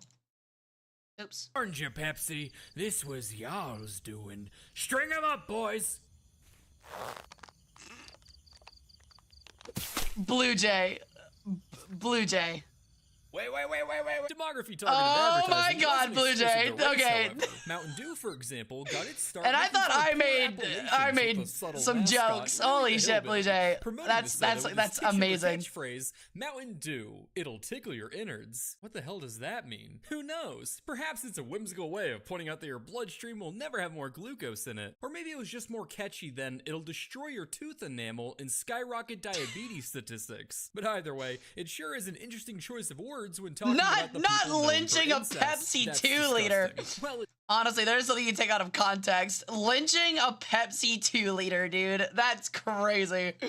It seems they thought so too, but that's not something a little rebrand can't fix. So they soon replaced it with, get that barefoot feeling drinking Mountain Dew. Oh, that's supposed to be better? What? This is a Blue Jay video, what? Alex. Things don't get better. Get that barefoot feeling Mountain Dew. Bro, that's crazy. You always have control over your soda's narrative. So part of the propaganda biz is battling misinformation. Jesus. But you just showed how big soda There's no way you can convince us now that Blue Jay's not a relative of yours. Maybe he is. Like I said, I've never got my DNA tested. Is whatever you want it to be. But regardless, there are times where these companies have been faced with actual falsehoods, some of which you may have heard yourself. Take, for example, the urban legend that claims a disgruntled Pepsi employee infected batches of the soda with his own HIV-contaminated blood. Holy it's shit. It's made the rounds multiple times over the past few decades. I have GB, yeah. The CDC themselves released a statement to debunk the rumor. No, there's absolutely no merit to the story. Of all the bodily fluids we've analyzed in Diet Pepsi, none contained any trace of HIV. Bodily fluids? Oh, dude, okay, I'm gonna be honest. Blue Jay might actually be one of the funniest people on YouTube. Oh my God, that's great. Of all the bodily fluids we've tested that have been in Diet Pepsi, none of them have HIV. But there's plenty of them. I mean, we said it's not vegan. Another time in we 2004, said it's not farmers in India vegan. began buying Coke and Pepsi in mass to use on Oh, their that's crops. great. By spraying the soda on their cotton and chili fields, the sugar would attract ants, who would then feed on the larvae of insects that were damaging the harvest, which makes Whoa. these colas pretty great at pest control. That's cool. Almost like a pesticide, which is not a word you want associated with your beverage. Yeah. Hey, can you pass me the pesticide? Yeah, here. No. Tell me you've not been using this. Of course I've been using the pesticide. No, Oddvic, this is Red Bull. Do you have any idea what you've done?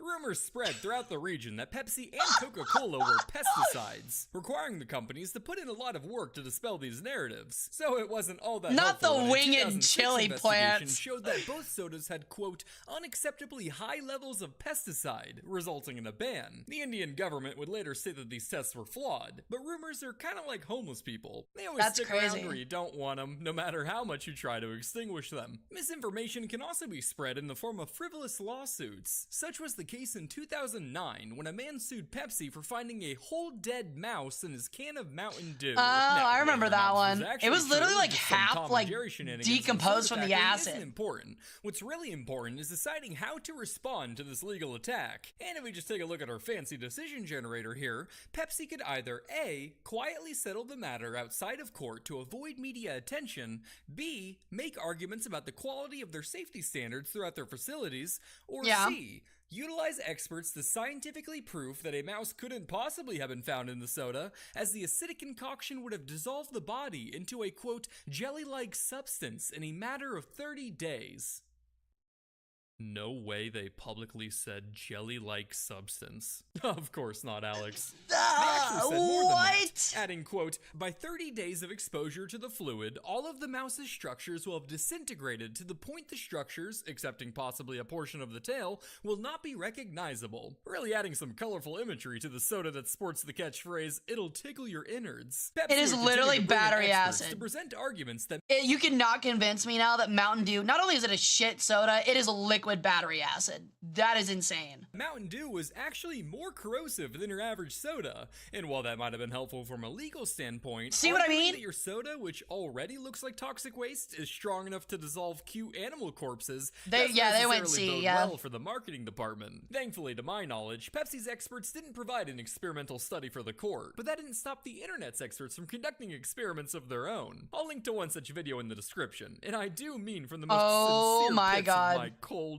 dead, wretched heart to truly watch at your own risk. But hey, if Pepsi I will not wants be to showing truly that on embrace stream, their but I will be origins checking and that out release later. Mountain Dew Rat Float, at least they have a recipe up their sleeve. Rat float. Or maybe that's just how they make Code Red. But how about we take a quick break from marketing to talk about another vital sector of the soda Rat business. float, dude, or Scaling maybe and that's just how they product made Code Red. improvement. To meet your new demand, you're going to need to increase your production. And to keep that demand growing, you're going to need to improve your products. Now, seeing this self-fulfilling cycle, you're probably wondering, when does one become satisfied with their product and level of demand? But now you're already making your first mistake, as the only question that should be on your mind is how to increase shareholder value. In 1996, unionists for a Coca-Cola bottling plant in Colombia were working hard lobbying to improve the wages and living conditions of the workers. Now, you have a business to operate and profits to populate, so when faced with this crisis, how would you retaliate? That's right, Alex. Why increase a wage that you have to pay every single week when bullets are a one-time fee? So the Coke Oh plant my sent a God. Colombian death squad to kill union leader Isidro Gil, burn down the union hall, and force the workers to resign at gunpoint. Now that's thinking with shareholder value. Yeah, that This sounds marks like the an eighth American trade corporation union in South leader to be America. assassinated by Colombian death squads at Coke. Yeah, no, that sounds completely par for the course for an American corporation in South America. That sounds so fucking accurate. I'm completely unsurprised. Coke facilities, igniting the Stop Killer Coke campaign that saw schools and universities terminating their contracts with the soda company. But that's not something a little rebrand can't fix. So Coke went balls to the wall cleaning their image, scrubbing search engines and websites of any mention of the activist campaign, and pushing the results of a flawed UN investigation that notably only analyzed current working conditions of the bottling plants. You know, What? after all the death squatting. Wow, I mean, everything looks great. I think we're done here. Oh yeah, wait, what's behind this door? Renovations. Ah, I see. And what about this double-tapped gentleman right here? Technically, he This died double-tapped yesterday. gentleman. Excellent. Sir, This right double-tapped gentleman. Technically, he died yesterday. Excellent. Technically, he excellent. died Sir, yesterday. we need to report this. Daniel, read the top of your form for me. Inspection of current working conditions. Exactly. Now tell me, is this deceased gentleman currently bleeding out? No. So do we report this? No, sir. No, we do not. However, your attitude is currently affecting my working conditions, so we will be reporting this to HR. The events would also spark an international lawsuit against Coca-Cola for the responsibility in the kidnapping, torture, and murder of union activists in Colombia. After which, the hitman fired 10 shots into Mr. Gill's heart, groin, and head, killing him on the spot. And does the defense have an argument? Yes, Your Honor. Has the court considered that maybe his head just did that? Coke would end up winning the case due to a lack of evidence, and both they and the bottling plant would forever— That honestly sounds like me talking about the JFK conspiracy, where, like, I'm gonna be honest, I really don't believe that Oswald did it. I'm gonna be completely honest. I don't think Oswald killed JFK. I think JFK's head just did that. Like, yes, was Oswald probably up there? Yes. Was he up there? Yes, almost definitely. Did he have a Carcano rifle? Absolutely. Did he have shots in his gun that he likely fired? Very likely. Did they hit the president? I don't think so. I think his head just did that. I think there was one shot, because, like, Oswald was trying to celebrate, the president being in his city. He was like, oh, I'm going to do, like, a cool, like, gun salute, but it's a one-gun salute with a bolt action and towards the ground instead of the sky. And shot, and Kennedy got so spooked that his brain just went pow, like, right out the back. So yeah, I think that's probably what happened. And that's what the government doesn't want you to know. So, like, fuck the government paying people to do that. I think it was just a really bad accident. So, I mean, magic bullet, yeah, right. Like, magic's real, dude. Get fucking real. JFK's head just did that. Never deny any connections with the Colombian death squads. So yeah, exactly. He was trying to be safe about it and shoot at the ground, because obviously the bullets can hit the ground and go into the ground. Widow of Isidro Gill, who continued to protest instead of the air where it comes back down and hits leaving somebody. Their 2 children orphaned because they felt like it. But Hara, you're magic? No, I'm not. I'm scientifically proven. How can they possibly treat these people this way? Hey, when you're outside the U.S., you can get away with a lot with those who you don't view as people. And inside the U.S., the same can be said with those who literally aren't people. Animal testing has been a hot button issue since as far back as the 1800s, with corporations and scientists alike selecting, injecting, and dissecting. You shoot the ground, it will ricochet? Nuh-uh. And Coca-Cola, ever seeking the perfection of their craft, decided why not try their hand. The bullet's too fast, dude. The ground can't handle it. It just goes into the ground. Test their lipstick on a rabbit to examine skin sensitivity. How about Coca-Cola test their soda on a chimp to examine sweetness reception?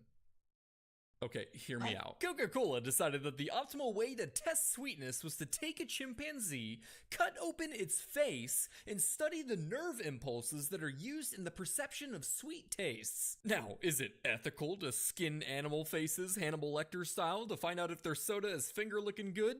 That's right, it doesn't matter, as the integrity of the primate's face has no impact on shareholder value. But regardless, public pressure resulted in Coca-Cola pledging to cease all unnecessary animal testing in 2007. But they still have employees. A little bitter. You could just ask me. John, please sedate the monkey. As you can see, by following the gods of profit, the world is your oyster, Alex. Sure, your manufacturing. How does it keep getting worse? Water supplies for impoverished communities, but how does it keep getting worse? Doesn't increase shareholder value. Selling it back to them in a bottle does. This feels more and more like Nazi Germany shit. Alex, how dare you besmirch the good name of Coke? Calling the delicious bottled freedom that is Coca-Cola a Nazi brand is completely uncalled for.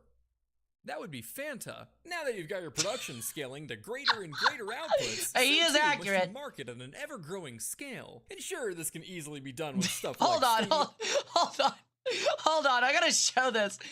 Hold on. This is a real video. Gorilla's Coca-Cola cow. Funny cow giving Coca-Cola drinks 3D. Hold on. We gotta look that one up real quick. We are well past my bedtime, but I don't care. It's late, but I gotta stay up figuring this out. Oh, hold on. We're looking this up. We are looking this up. Hold on. Gorilla's Coca-Cola cow. We are watching this. We are 100 billion% watching this. I was lied to. I don't see the video. I was lied to. Oh, no, there it is. Welcome to another beautiful morning in our jungle farmland. The risen sun has spread Hey, its Casa, light on how's this it going? jungle. The beaming rays of sun piercing through the clouds and shining in all its glory. Shinning? The lush evergreen trees. It's just Chat, did you hear him? I'm shinning. I am my beautiful radiant sun ass is shinning through the clouds. I am shinning through the clouds. Holy, I hope I don't get bone spurs. Cause I'm shinning. I am radiant. I am shinning. a splendid view.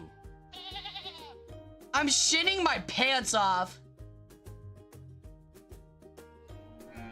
What is this? Thank you for the follow, Casa. Welcome to the cult.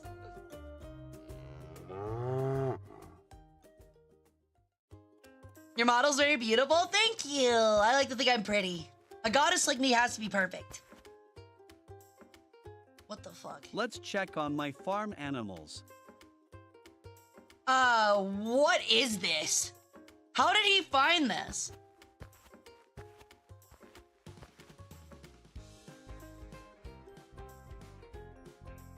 Hey rabbits. I guess all is good. Call out if you'll need anything. Okay.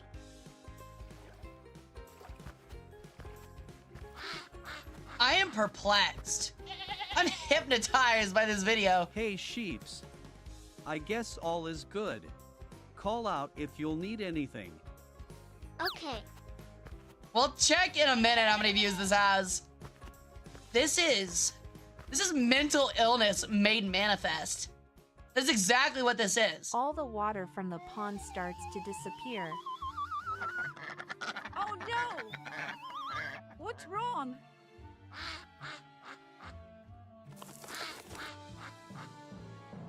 Let's inform this to Mr. Gorilla. Honestly, I like it even more because Hey, it's torturing mister, chat. Please do something about our pond. All the water in there is just gone. Come take a look. We need water. What? Come on, let's go.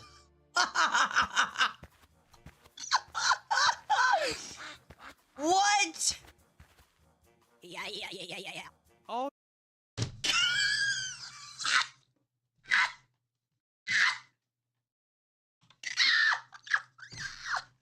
What am I watching?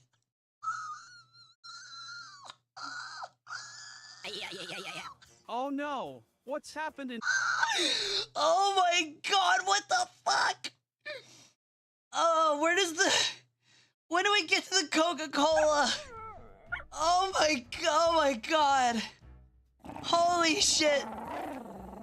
I'm fucking dying. This is cinema. This is cinema. What's going on here? And why all our animals are lined up here? Wow. Why all he's our selling animals are lined Coca-Cola? up here? Let me go get one for myself. Come on, Mr. Gorilla. Get in the line. Line up, Mr. Gorilla. I am the caretaker of this jungle. No rules apply to me. No ways. Line up. Huh. I am Huh. going to teach you a lesson. Now he's saying some school shooter shit. All right, bro, this is wild. Hold on. What is happening? What is happening? What is this video? What is this video? Destroyed my business and plans. Oh no. And unlimited. Get refills and unlimited. Cow-shaped track. and finally comes out with a cow-shaped track. Look! I have a huge cow truck, and it gives you unlimited Coke. Unlike I Foxy, love unlimited Coke, and I'm not talking about you the, can get the soda. refills and This would be Charlie Sheen's favorite fucking invention, unlimited Coke. He would go fucking haywire. unlimited.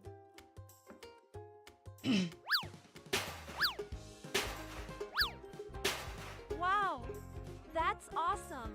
Let's go to Mr. Gorilla and buy. Oh yeah. This feels like some kind of shit. This video feels like some kind of shit that a foreign government would make to like indoctrinate children. Like, it feels like somewhere in this video, there's gonna be like a 10-second cut where it like zooms in really fast, like really quickly on the gorilla's face, and he's like, there is a cabal leading the world. You must rise up. Rise up against the West. Destroy capitalism. Destroy the West. It is only your generation can do it. We will give you the means, but you must rise. Rise! And then it like goes back to, then it goes right back to.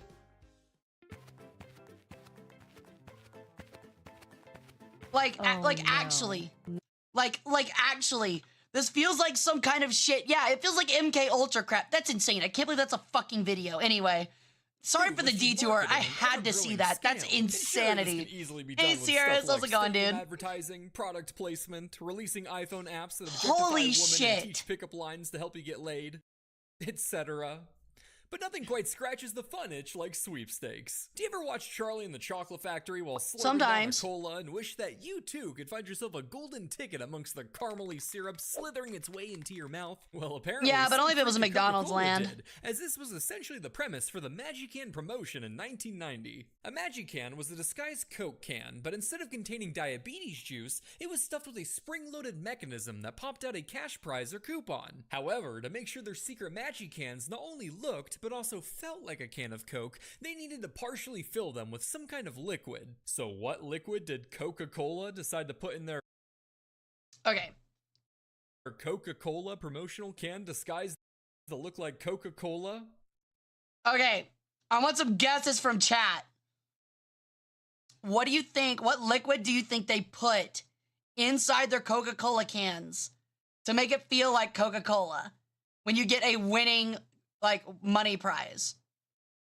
Okay, you saw the video? Yeah, don't guess if you've seen it. With how things have been going so far, I want to guess, like, it's either, like, mercury or, like, it's either, like, mercury or, like, gasoline. Well, chlorine is gas form, so it wouldn't be chlorine. It's got to be a liquid. I would not be surprised if it's, like, leaded gasoline. These are dog shit answers. You guys suck at this. I would not be surprised if it was literally leaded gasoline. Okay, let's see. That's right, chlorinated water. This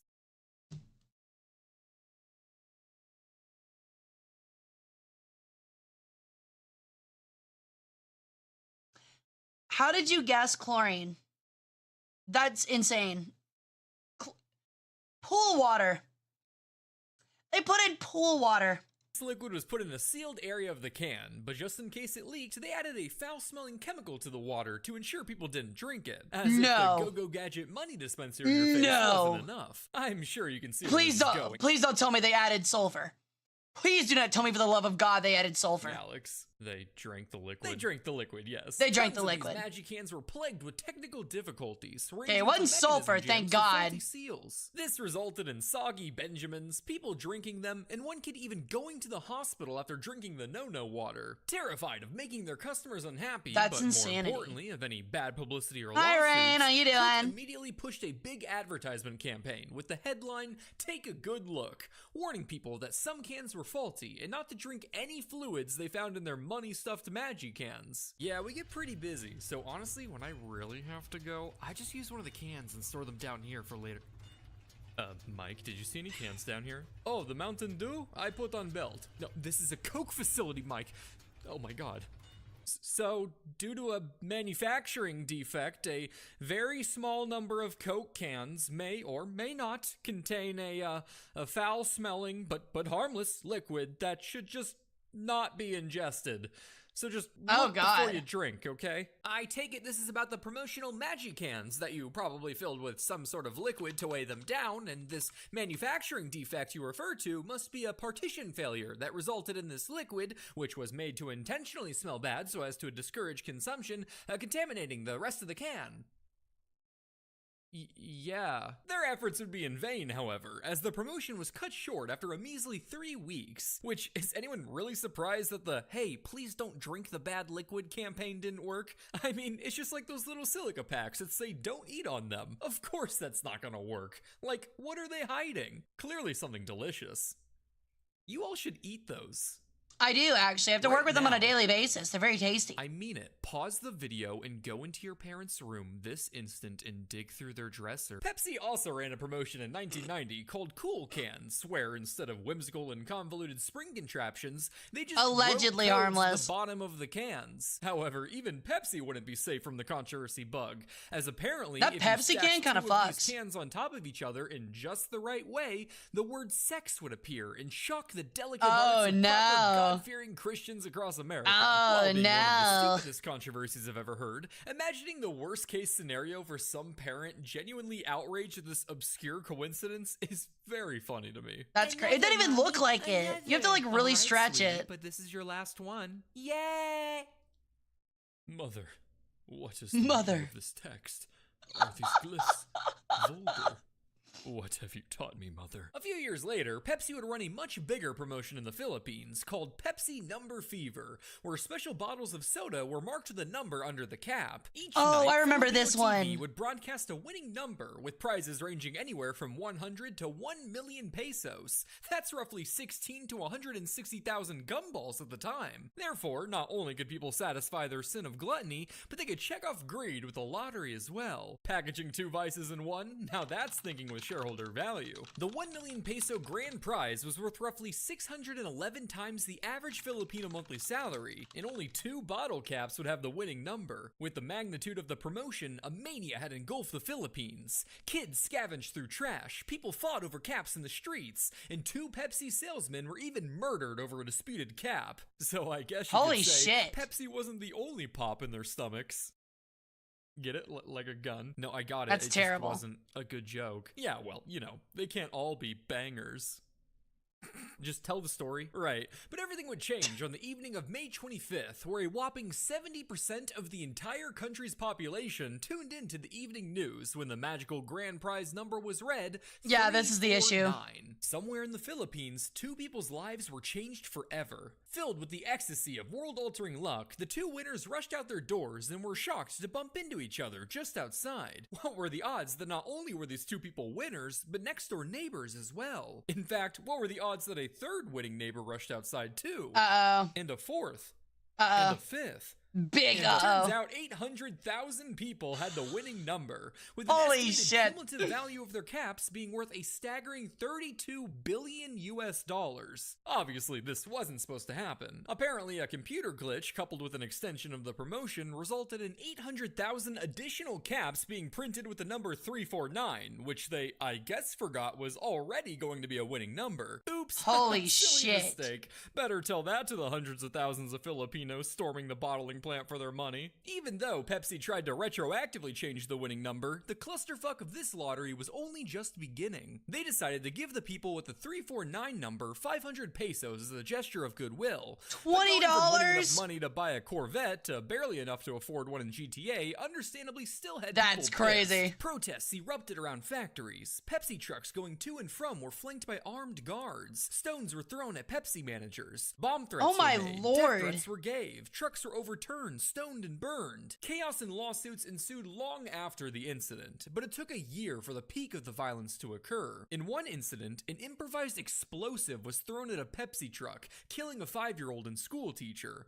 In another instance, a grenade was thrown into a warehouse, killing 3 Pepsi employees. After what some say was the biggest marketing disaster in history, Pepsi's market share plummeted, trust in the brand was destroyed, but most importantly, millions of dollars was lost. lost. I love how the worst thing that Pepsi did was that they fucked up a giveaway and got reamed for it to this day. Meanwhile, Coca-Cola refused to sell, hated black people so much, they removed cocaine out of Coca-Cola and nobody cared about it. That's crazy. That is insanity. And some people died. So, Alex, after what Not you've that learned part, here, I would hope from all so. your lessons before, how would you address this crisis? Wow, I mean, Oh, okay, I maybe suppose not. the Wait, best hold on. thing They to might do here actually would do be bad to things. admit Hold fault on. and bite the I might bullet. have We spoke probably too couldn't soon. afford paying all the winnings, but maybe we can apologize, invest in community infrastructure, and compensate families for losses and damage. No. Yeah, What you only should people have that were said is, innocent "That's got not hurt." Yeah, something you're a right. little rebrand can't fix. Disasters are seasonal and memories are fickle. Just puke out a few commercials, flash some bright colors, bada bing, bada boom, market share recovered 2 years later. As for the lawsuits, one reached the Supreme Court of the Philippines That's after still not over that bad, a decade though. of legal battles, resulting in the two magic words that can cure any executive's ED, not liable. So, Alex, now that you're a Sheesh. proper wolf in sheep's clothing, are you ready to start making millions and paying off that medical debt? I guess, but how do I get the money for the manufacturing equipment, patent attorneys, and workplace rent? Ah, well, that's actually step 0. Phone a friend. For money. Well, I guess I could reach out to my dad. Uh-oh. Looks like you still need to claim that 14-day free trial for MyHeritage by clicking the link in the description. Discover more about your family history today. Blue Jay, I seriously need to know what you did to me. I can't remember my mother's face. Am I dying? Death comes for us all one day, Alex. Yours just might have been moved up Not by a decade me. or two. What? The history of soda companies. 4 out of 10 stars. That's crazy. Don't. As usual, amazing video from Blue Jay. He's such a good narrator, and I love his videos. All right, friends. Well, we're gonna have to call it here. I actually gave you guys an extra 40 minutes, so I hope you guys enjoyed the extra time we spent together. We're gonna go ahead and find somebody to raid out to real quick. So give me a moment. Let me find somebody. Let me see here. Who do I wish to raid? Let me see. Yo! Well, this stinks. Welcome in, Raiders! Welcome in, everyone! And thank you for the raid, Trev. My name is Hara Rae Sol. I'm a Gypsy Peregrine Sun Goddess. I do War Thunder Variety and History streams. Yeah, tonight was our history stream, but we're raiding out, so I'm so sorry about that, Trev, but I hope you had a good stream, friend. Let me see if I can find a raid. We're actually looking for somebody. Alright. I think we're gonna raid Yari. Let me see. Let me make sure. Let me see. Yeah. We're raiding Yari. Alright, friends. Yariko is in the middle of a donathon, so you guys better at least hang out and give her some attention, alright? Just for me, please. So I will see you guys on Saturday, 8 p.m. CST for Fallout New Vegas. We're still doing the chat picks my skills, and if you pay $10, you get to kill the next. Have to kill the next friendly, or not friendly, the next human NPC. So I hope you guys have a great rest of your week. I hope you guys have a great night and sleep well. If you want to catch me, until then, you can on Discord or Twitter, and I will see you guys on Saturday. Bye, friends. Love you bunches. Bye bye.